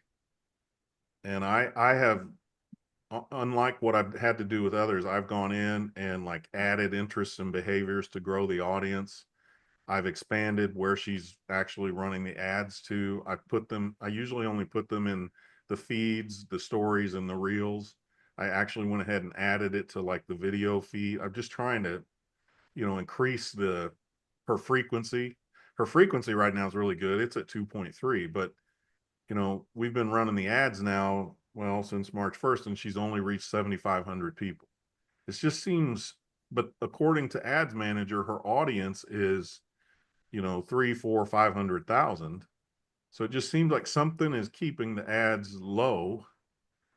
And I've set her up almost identical to everybody else that I've set up. So I'm just kind of, the only thing I can think of is that she's just kind of in this maybe weird place that maybe, like all the cities around her sound like Amish named towns or German named towns. And I just can't quite figure out. Her leads must be good quality. So, you know, it's saying her estimated audience side 371 to 436. It's not a very big audience. But I put her in addition to the feeds. And so let's see, I've got her in Facebook feed, Instagram feed. I went ahead and put her in the Facebook marketplace and Facebook video feeds. And then on stories, I just left that with stories and reels. So I added her to two places I usually don't run place, which is the video and the marketplace. I don't know. It's just weird. I don't know if I've defined her audience too much with the targeting, because I've put a lot of the cosmetics and health and beauty and spa and skincare and hair. I mean, same things I use for everybody. The behaviors are engaged shoppers or health and wellness creators. I mean, what I would say is it kind of goes back to our conversation for me and you a few weeks ago where we said that, hey, look, your CPMs are a little bit higher, but everything is kind of evening out. Yeah. So I kind of look at the case the same way. Is like her CPMs are, you know, like 10% higher, her cost per lead is 10% higher. Like it's not much of a difference. To me, I mean, it's just she's paying a little bit more, but the quality is good. So Okay. Yeah, I'd just like to get her more. the only way you could do that is if, you know, increase the ad spend, but you know, She's sounds at like you're, $50 a day. I don't think we can go more than that with her. yeah.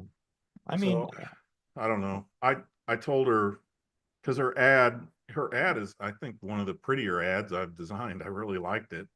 I can show it to you, but the thing that I thought maybe was hurting her was it's a facial. So I talked to my wife and I talked to some other ladies to see if this is the ad itself. yeah. See, I don't know if you can grow these. I guess you can't. There we go. So the ad itself is a really nice looking ad. And you know, I asked my wife, is like the price point too high? Is a facial normally cheaper than $99? And my wife said no, she's getting the hand hydrating, the massage, and 99 bucks. She said, you know, I just did one a couple days ago for 150. She said, so now this one is 30 minutes. She said the only difference between what she got and what this one is that Melissa's, my wife's, was an hour. So I told the lady's name who owns this spa, her name is Sodi. I told her maybe we need to think maybe like 79 and see if we get a few more leads, because she understands that the money is not to be made here. It's on the upgrade. That's why she's doing so. She has figured that out. So I don't know if we changed it to say only 79, if that would increase the amount of leads. The problem is she had run some stuff with Groupon and another marketing agency, and they had her price so low that they brought her in a whole bunch of people that wouldn't upgrade for anything. So I'll be honest, I think what would happen going from 99 to 79, your CPM is going to stay the same. Your lead might creep down a little bit, but I'll be honest, I wouldn't do anything different. okay. Yeah, like I'm a huge proponent. So this is like, I guess this is like a teaching moment here, is like it's never about the front end ever. It's never about it. It's always about the back end. Like right now, I'll tell you my cost per acquisition for people to join our low ticket course used to be 80 bucks. My cost now is 300 bucks. So I'm literally spending 3 times more money to get people to buy a $47 thing. I'm pretty sure you're spending at least 290 of that on the ads that show up on my Facebook feed, because it's all over my feed, man. I don't know why I exclude you guys, but the point is that I'm a huge promoter of this, is like focus on the back end, focus on the back end, focus on the back end. Whatever you got going with her. So for you, you know, you're kind of like moving through this journey and experiencing these different things. If for you, the biggest thing you can do is to ensure that she keeps selling these packages and learn from her and kind of figure out what's working, so you can, you know, coach other people and mentor other people on selling the package. That's like the most important thing. I would not be. And the other thing to understand about ads is like the cost always creeps up into the right. So as you say to me, hey, Kaushik, they're at 21, my average person's at 15. Guess what? Your average person is going to be $21 sooner or later. Yeah. So why does it doesn't, it's negligible. The only thing I'm trying to figure out is why she's not getting the sheer number of leads versus the other. Well, So it's because of how much you're it's got to spending. be the population. Because the one I was telling you about that's 15, they're in Clearwater, Yes. Florida. Yeah. So your CPM is based off of your population. Okay. So yeah, so I should have led with this. Usually, the bigger the population is, the cheaper the CPM is. Usually, the smaller the location is, the higher the CPM is. Typically, the more affluent a group is, the higher the CPM is. So if that's what your theory is, and you're trying to figure that out, it's like that's most likely the issue. It's like it's probably the location, it's probably a smaller population, and that's probably why they're charging a little bit higher of Yeah, a CPM. this is the one in Florida. 920 to 1.1 million. Yeah. So yeah, her audience size is literally less than half. So that's got to be it. So Okay. if that is it, Jeremy, this further demonstrates my point of you got to help her. Here's the truth, right? Is the smaller the audience is, the sooner you're going to saturate the audience. So you got to work double time to help her do the upsells and really make use of these leads. Yeah, I'm like, man, she's actually of all like the ones in Florida were the ones I had to call and do calls for to show them it could be done. This lady, I haven't had to do anything. And like I said, she's doing all this without the texting, the benefit of the follow-up texts and emails. So I'm really getting frustrated with Go High Level and Twilio. I don't know. I don't know what to do because I've got tickets open with both of them and they just keep dragging their feet and no one's giving me really any explanation as to what's happening. But anyway, yeah, I'm just thrilled with her. I feel like I've got maybe like a little mini Alpida. Yeah. And I want her to, rake it in while she can. So anyway, that's really all I had. I'm looking over to see if there's anything else that I might have missed. That's it. So yeah, I do have if the lady that was like pretty tough on me and the guy in New Jersey who I had to get him a new ads account and Facebook and all them. The lady down in Florida, she's in where is she? It's like Fort Lauderdale. So, she's like, look, every 5 feet down here is a spa. So we're going to, all the leads I got were junk. So she was grousing about everybody she's worked with. But she's like, I'm not running any ad for something cheap. She said, the last ad I ran was $249 for the service. And I'm not going. So her and the guy in New Jersey also, he said, I don't want to run ads for some $99 special. So that's where I thought maybe that % off coupon would work for them, where, instead of running an ad that says, here's the special, we just say whatever their service is. And instead of putting the price on there, we have some sort of, book now and get 30% off or something like that and see how it works for them. Because they don't want to advertise cheap. And I just feel like if you put $249 on your ad, I just think it's going to die on the vine. I don't think she could be offering a house and people aren't going to read what past that price. They're going to see $249 and just keep scrolling. So, that's my theory anyway. So, this ad that I showed you with all the coupon and discounts on various services, that's actually a spa here in Kansas City that's been showing up on my feed. So I thought, oh, that's interesting. I've never thought of that. So I may try something like them and report back. Yeah. I think it's still going to be the same thing of when they call, you talk to them, when they say, what's a percentage off? But then you're ultimately going to lead to, well, percentage off of what price? Yeah. Yeah. But the only difference is they got them on the phone. So maybe then their sales skills kick in and, they can tell them, normally this would be this price and I'm going to throw in this and this and this for you as well. So, you're actually going to be saving $200 on this. And maybe then, plus people in Fort Lauderdale are either down there on vacation, but I've also did a little research on there, like per capita, it's a lot. Those people are rich. So maybe it works down there. We'll see. Red Bank, New Jersey is the guy in New Jersey. And it's maybe, I don't know, 2-hour drive, it looks like on the map, to New York. So again, the per capita down there, the income is or up there is a lot different than good old KC. So, you know, when somebody says 249 in my neck of the woods, it's like, what? Get out of here. You know, up there, that might be like the equivalent of saying 99. So it's all relative. So we'll see. But Okay. Daniel's been waiting patiently. I'm going to let him go and go home and get some dinner. But as always, it's been fun listening to everybody talk. And I'll check in on Wednesday and Friday. Hopefully, I'm going to get some more sales, get everybody, start getting everybody jealous. Like, why does this guy keep booking sales?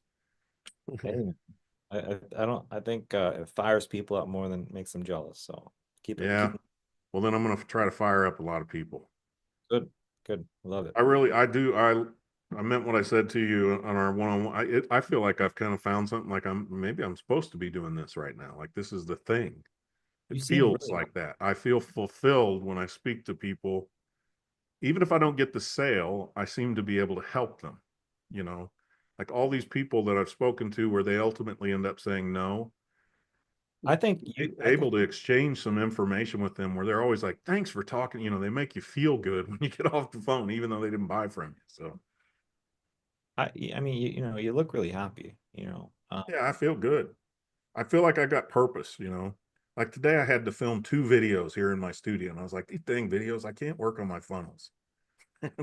It literally was that feeling. Like I don't remember when you showed it to me, but it was a personal video or voice note. Maybe it was one of these calls where you're like, you know, you're going to spend 5 hours filming and you're going to make this much. You spend 5 hours doing this and you'll make this much. Do you see the difference? And I'm like, Yeah. right now I'm seeing that. I'm actually visually seeing it. I remember that very well. And I remember that conversation with you. And I remember I read your mind. I was like, this all is gonna make sense to you, but you're gonna say, but XYZ Kaushik. And you responded back and you're like, you got me, Kaushik, but. So Yeah. No, I actually saw it in action today. And what Yeah. was like Sodi, the girl in Pennsylvania, I filmed 5 short content videos for this church. And, you know, they're paying me a nice little chunk of change, but Sodi's paying me 2.5 times more.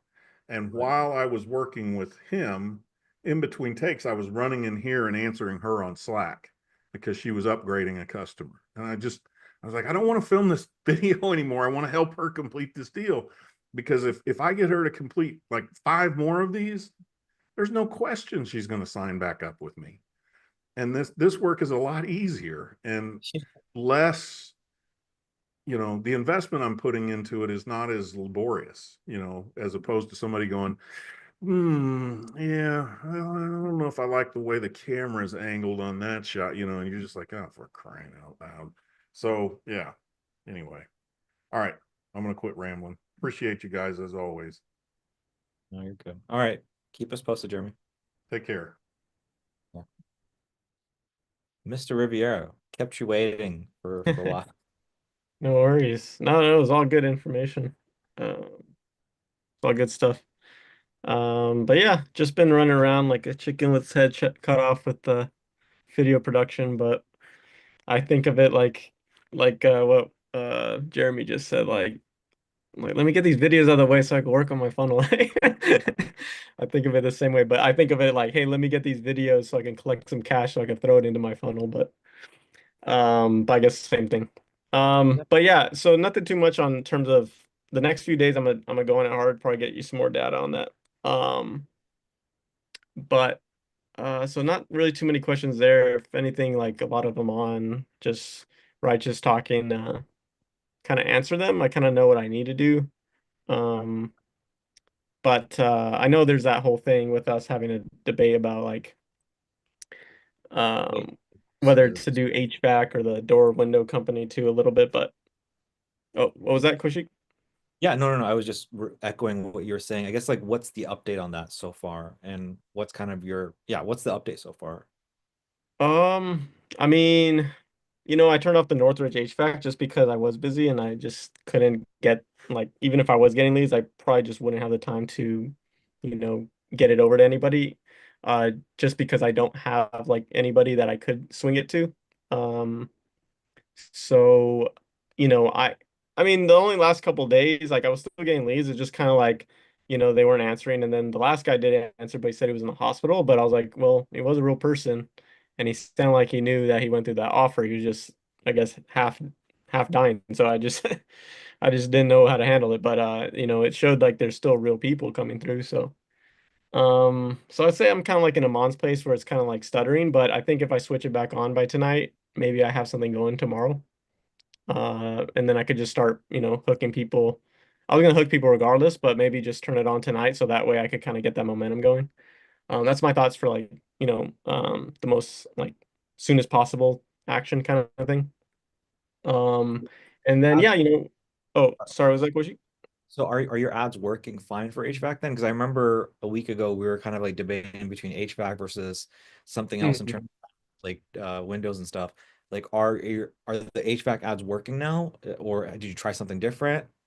Um, Like it's just like they're not working to the level of like I throw it into a different location, it works. It's kind of like they'll work only if it's in Boston. So it's kind of like this weird kind of thing of like, but I've seen that with, Righteous. I've seen him like test different locations and some do better than others. Same with some others in the group. So I was just like, maybe that's just part of it. Maybe I just nab somebody in Boston and then I can kind of run and test new creative with that per client, and then I can kind of run it to new locations with more ammunition. So it's kind of hard. It's like I'm trying to make these micro judgments, but I'm really like scratching the surfaces in all my experiments, and it's like I can't feel confident in having too much concrete um like answers I lean on just because of the fact that I do like I'm only throwing $30 in a different location, right? And then I just saw the cost per click was like $20 versus Boston being like, $4 a click and it's getting actual leads. So then I just turn off the one in New Hampshire. I turn off the one in Colorado because I see that. But realistically, I only spend like 20, $30. So is that a good judgment call? I don't know. I mean, there's so many other locations too. So I still feel good about HVAC. Yeah, I'll switch it on, kind of get another 5-day window, try to, hit it ground running, kind of like everyone else is, Amon and Righteous and everybody. Just because I have talked to real people over the phone, and I don't really have a problem with fake leads anymore, which was an issue more in the beginning. Yeah, yeah. Okay. Yeah, man, I feel like it because we were kind of in a place where we were kind of deciding last time between HVAC and this. HVAC and a different niche. Because like you've already kind of figured it out in this other niche. I'm like, well, you know, That's what's make it very, very tempting. And yeah, I guess in the meantime, I could be working on that too. but here's what I will say is like, let's say again, you're spending, $50 a day on ads and you close an HVAC business owner. You've recouped all of your ad spend and you've learned a tremendous amount, right? And then from there, then you test other markets and we just kind of see like, hey, look, is HVAC worth it? Or it just works in such little markets that's not worth it. And then maybe let's pivot to this. So, I think if you want to keep going the route you're going, I think just staying focused, right? Just staying focused and doing what you're doing is fine. Yeah. So I think turn it back on. And if you're getting leads what were you getting for like $20 or something? Yeah, like $18. Bucks. Yeah, I mean that's fantastic. Yeah. And yeah, I mean, $18, and then I just feel like I just need more reps, and then I'll probably just know more, and then I'll be able to make better judgments. But I do have this. It's cool, like you said last week. It's kind of good problems I have because I do have another thing that's kind of working. Obviously, I hit you with a question while you were going through. I was last minute here, but essentially, it's just like I get it. This isn't the best relationship. It's not something, it's kind of like I'm just extracting it for the ability to use, ad spend from another client to basically experiment, right? I don't have to use my own money for like I do for HVAC. So that's the only real reason I wouldn't even bother with you with this if it weren't for that. Like, because then I just think this is like, if it fails, it fails. But yeah, just my video buddy, he's not, it's like having someone that's just like a video strategist trying to run agency type of stuff. And obviously there's like, you're not in this group with you. It's like, they're not going to know much, right? So it's funny just hearing him be like, oh, like tell me the problems like the week before his renewal of everything that's been going on. And then that's kind of what I brain dumped on you. But essentially it's this, common beginner type agency issues is like, using your personal credit card for ad spend instead of the client's, not setting proper expectations with the owner. So, I had to did tell him to do this stuff, but maybe it just goes in one ear out the other because it's so new to him. Um, but yeah, the owner Halim is basically, I think he collected $1,300, but of that 1,300, he's gonna run it with his personal credit card and whatever. I don't know how it worked to where he owes 300. I assume that's from the 1,300. And in my mind, I was like, well, in my mind, I'm looking at all these problems. I'm like, well, we need to get the owner's credit card on that account. Two is we need to get possibly auto pay done because you're using a credit card authorization form. Because I just feel like this guy drags his feet with this when he's getting good leads. He's actually going out estimates. He's getting in the house, and he's still dragging your feet. And you're texting him about money, and you're becoming a debt collector, and he's still dragging his feet. That tells me this dude needs to be on auto pay. And then three is like set better expectations that he pays us to provide leads. It's his job to close because I'm feeling like a lot of this issues is maybe because of the fact that he didn't really. Maybe the business owner drags fees like let me like we've had this issue before, right? It's like people think, let me clear some jobs first, then I'll pay. So I hope he doesn't have that mentality. So but yeah, I'm just like, man, I wish you communicated with this to me in the beginning because I told him like, dude, I'm an open book. I'm in this program. I'm with Koshik. I'm rocking with this. I've been through this. So, but everyone's got kind of an ego, right? And they think they can just rock it themselves when it's their client, but obviously not because now he's knocking on my door being like help me. Okay. So I hope that made sense while I was kind of rambling. No, you're good. I saw this come through. Let me do a deep read really quick. Yeah, no. So video about doing white label serve, learning how to renew him. He messed up by using his personal credit card for his ad spend and didn't set pronunciation with.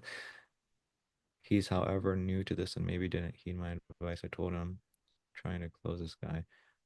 Still want us out of. It's great using his business to test the owner. It would be a month. But now won't pay 300 left of what's due. Keep in mind his renewal date. Not his renewal date for next month. The owner is still showing up. Definitely close to it. He's close to a close. Okay, so he hasn't closed yet. Okay. So proper way to handle this. I know prevention is cute and I definitely, but is there ways? Get the owner's credit card on another account. Get auto pay through possible retainer using separate. Okay. Yeah, definitely like onboarding, right? Most people don't know how to onboard, right? So I want to make sure I understand correctly. So he closed him for $1,300 a month. Is that correct? $1,300 a month. And then, so what do you mean by $300 is due? Like he hasn't paid your buddy $300 yet of the 1,300? That's what I'm thinking because he told me, oh, he still owes 300. I sent him and then he said, oh, just send me a Venmo. And then I sent it and he still hasn't paid. So I'm just like, it sounds very scrappy, right? The way he's kind of running it. I'm just, I should probably figure out how to ask better questions to seek to understand to get more clarity, but it just sounds like to me it's just like kind of choppy. Like sounds like he got maybe a deposit or something forward, like 1,000 first, and then now he's just waiting on the 300. But so if I'm understanding correctly, it's like so he sold this guy paid him $1,000, and then now for the ads that you're running, the ad account is tied to your buddy's card. yeah, and it's the business owner's actual Facebook ad account, all that. It's just like my buddy's personal credit cards being used to fund the ads. And part of the 1,300 was for $600 a month ad spend, which is a big no-no, right? You never use your personal. I've been told them, I'm like, please do not use your personal credit card. We got to make sure. Like a big part is the communication of like, hey, like we don't touch your credit. Like we make Mark Zuckerberg touch your credit card. Like that's not us. Like Mark Zuckerberg is, da da da. I like to so I just feel like it's one of those things that's like I'm like, oh man. So in my experience, like for people to resign, I don't know the experience, right? Like I don't know. I'm not talking to the business owner. I would tell you that getting leads is not enough. Mhm. It's for people to re-sign, they have to be like hungry, they have to be thirsty, they have to be in pain. So if the Mhm. business owner, like, I think that I don't know what is happening. Either if the business owner is like going out giving these estimates and he doesn't know if somebody's gonna close or not, he might not move forward and pay again. If, Mhm. however, he does close, then he's gonna be like, holy shit, I closed, I made some money, I made an ROI. If I Mhm. don't re-up with these guys, then I'm leaving money on the table. Like I gotta re-up with these guys. So I think part of it is that. Part of it is like he's got to close a deal. Again, I don't know all the details. I'm not there. I'm like 3 degrees away. You're 2 degrees away. Mhm. Um, so what do you do now? I mean, can you get involved where I don't even know if you care to? I don't know if it's worth it, but like it's like hot. The only way I can think about doing this is like hopping on a call Mhm. and just saying, hey John, we're coming in on month 2. Before we get there, just want to make sure you're good, everything's good. Yeah, okay, cool. So just a few things, we do need this to make sure that we're good to go for the end of this month. And then assuming you want to continue, well then we'll have your card on file, we'll have everything on file, we'll just transact, we'll get that taken care of for month 2. Yeah. Yeah, I think because it's just burning a hole in my buddy's wallet because now he's past the month and technically we should have already collected not only what was outstanding payment, but also for the next month because his personal credit card is tied to the ad spend. It's like it's actually going past what they said $600 a month, right? So it's actually burning like my friend is basically fronting the ad spend money now that it's on his credit card and now that he hasn't brought up renewal and it's going past 30 days technically now every day is like actually his money. So that's so I can see why he was stressed when he called me, but I would say he's got to get the business owner on the line ASAP, and if not, he has to tell the business owner, hey man, I got to shut the ads down for a bit. And I would recommend shutting them down. Mhm. Yeah, I would recommend shutting them Yeah. because your buddy's Until the outstanding payments are dealt with and yeah. even the next month's that's the thing. I'm like, oh, it's gonna be hard to get him to renew. It's already hard to make someone renew. I mean, it's not that hard if they close, right? But it's hard to get someone to renew if like maybe they just only have estimates in the pipeline and appointments. But it's even harder if like he's has outstanding payments due from the previous month. So Yeah. I'm just like, damn, like trying to think of this. But Yeah. Oh, but just it's his first agency close, so I will say like I like how he was hungry, he was able to close them. He was able to talk enough about it to where the guy at least understood he'd be running ads. But yeah, obviously some holes in it. So I'm just trying to figure out how to put the pieces together. I mean, But does what I said like help, or like or do you feel like you need more direction? My thing is just, he has to text the business owner and say, hey John, he just has to text him and say, hey, it's urgent that we hop on a call. yeah. And then either business owner responds or doesn't respond, he double dials regardless. And then that conversation goes into, hey, John, so we're wrapping up and coming on month 2. How are things going? Business owner responds. And it's like, okay, awesome. So here's just a few things we need to take care of before we get to next month. This is all covering the last 30 days. So this is what I need from you. Can I get that from you? Can we get that this evening? Okay, great. Also, just so you know, moving forward, here's what the expectations are for month 2. If you want to continue, great. If not, totally cool too. But if you don't say anything to me, I'm just going to assume that you want to, and we'll just go and take care of the transaction on autoplay or whatever that way. That's all you can do. It's hard to do a proper onboarding and all that stuff at this point. Yeah. It's a little bit awkward. Like, hey, so by the way, I need to sit down with you. We need to talk about, all that Yeah. like patient and mindset and It's all more that gonna stuff. be like an urgent call. It has to be an urgent call just made on the stuff to keep the funnel alive, essentially. And if for some reason, and then if for some reason he can't get the business owner on the line, he just leaves a voicemail and says, hey, so and so tried calling you, tried texting you, having a little bit of a hard time.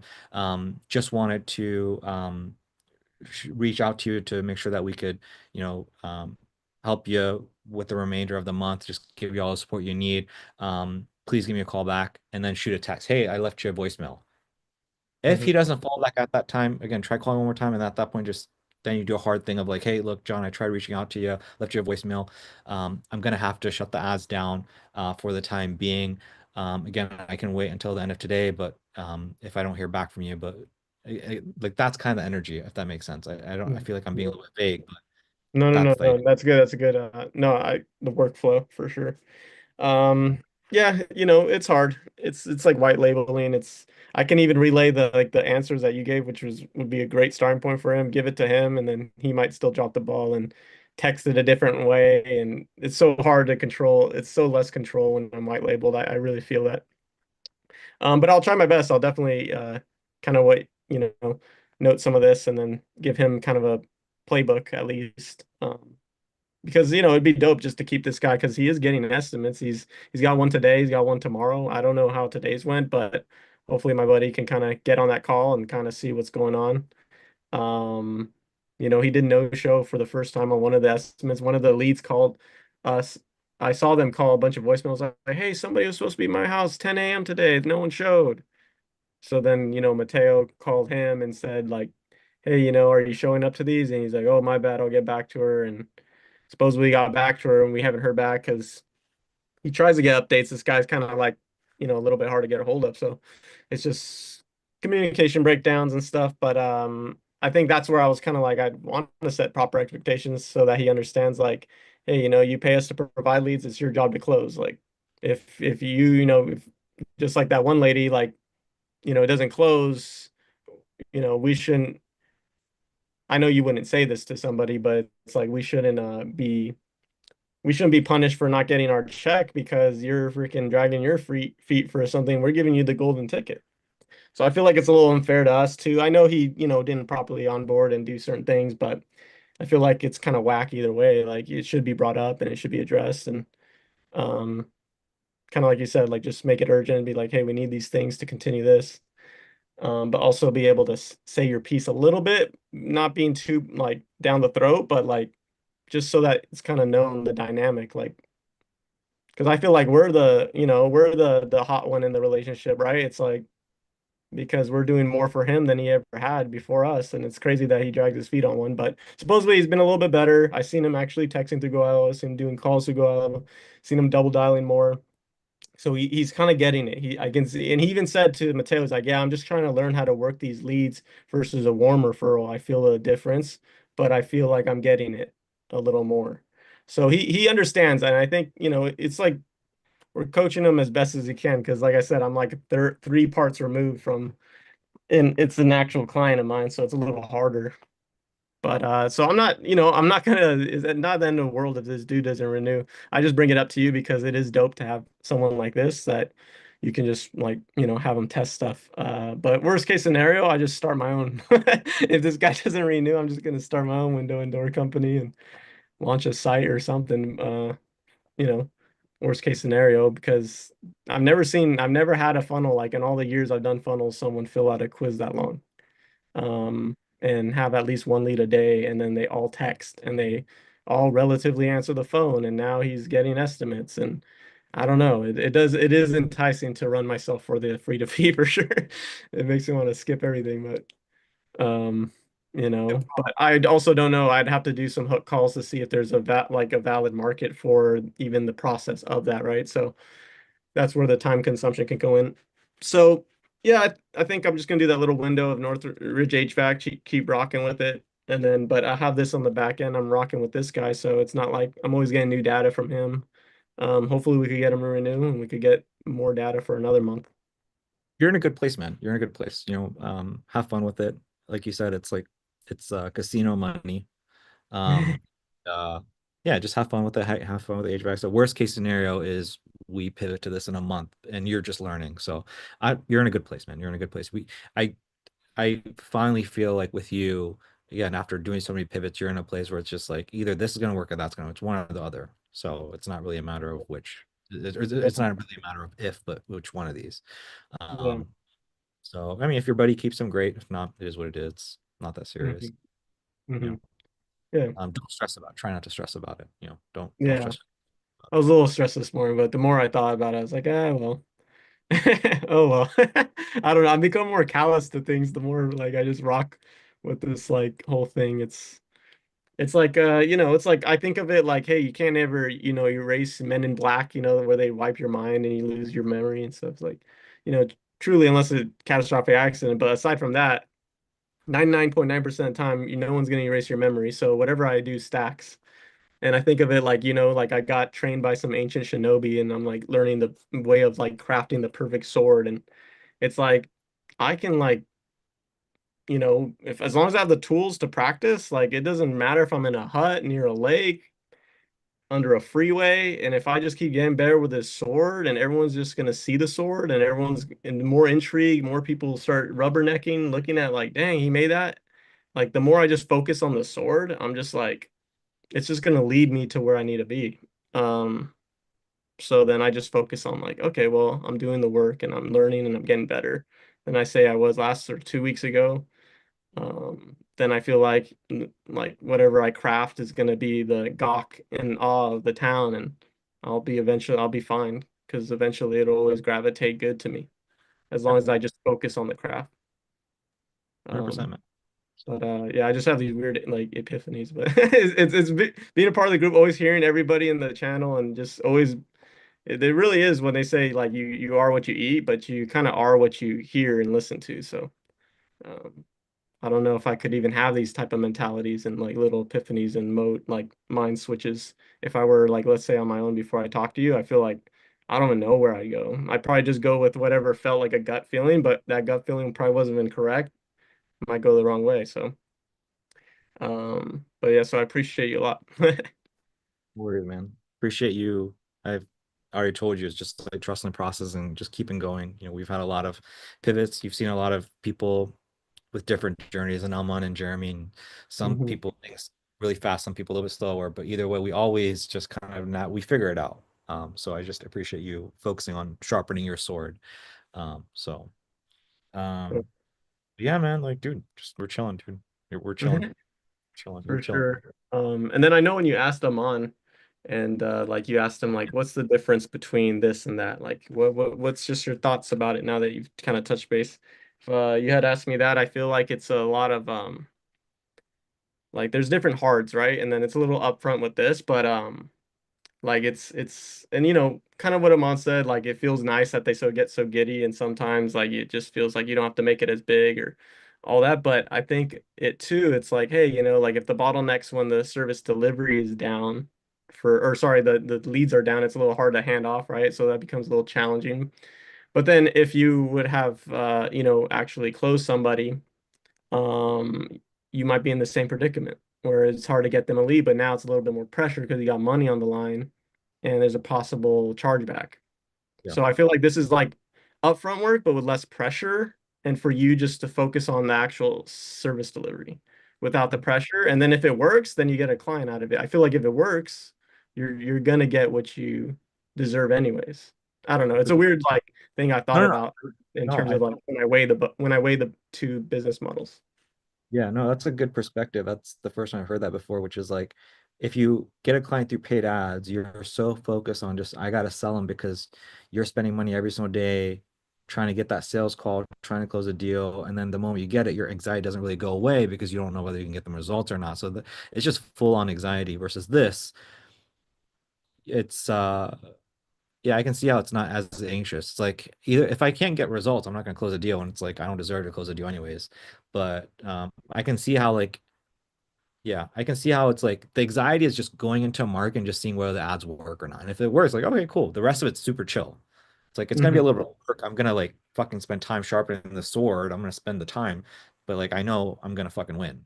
It's just a matter of time. So that's a good perspective to have actually. So thank you for sharing that actually. That's really good. And I've seen it with Dr. Taj, Dr. Chase, like different areas, and I literally copy and pasted the same ad. The only difference is the doctor's face, and it did give different results. And that could have been because just location, geography, whatever, the climate of wherever I was at. But you didn't really have a choice. It was they came to you, they had the problem, they connected with me, right? And I just have to fall in love with their area What after I the fact. really like, what I really like about what we're doing here and what it's really teaching me is just how big of a deal location makes. Like people talk about SMA, starting an agency, go closing clients, and I'm like, it worked for this person, it didn't work, nightmare client.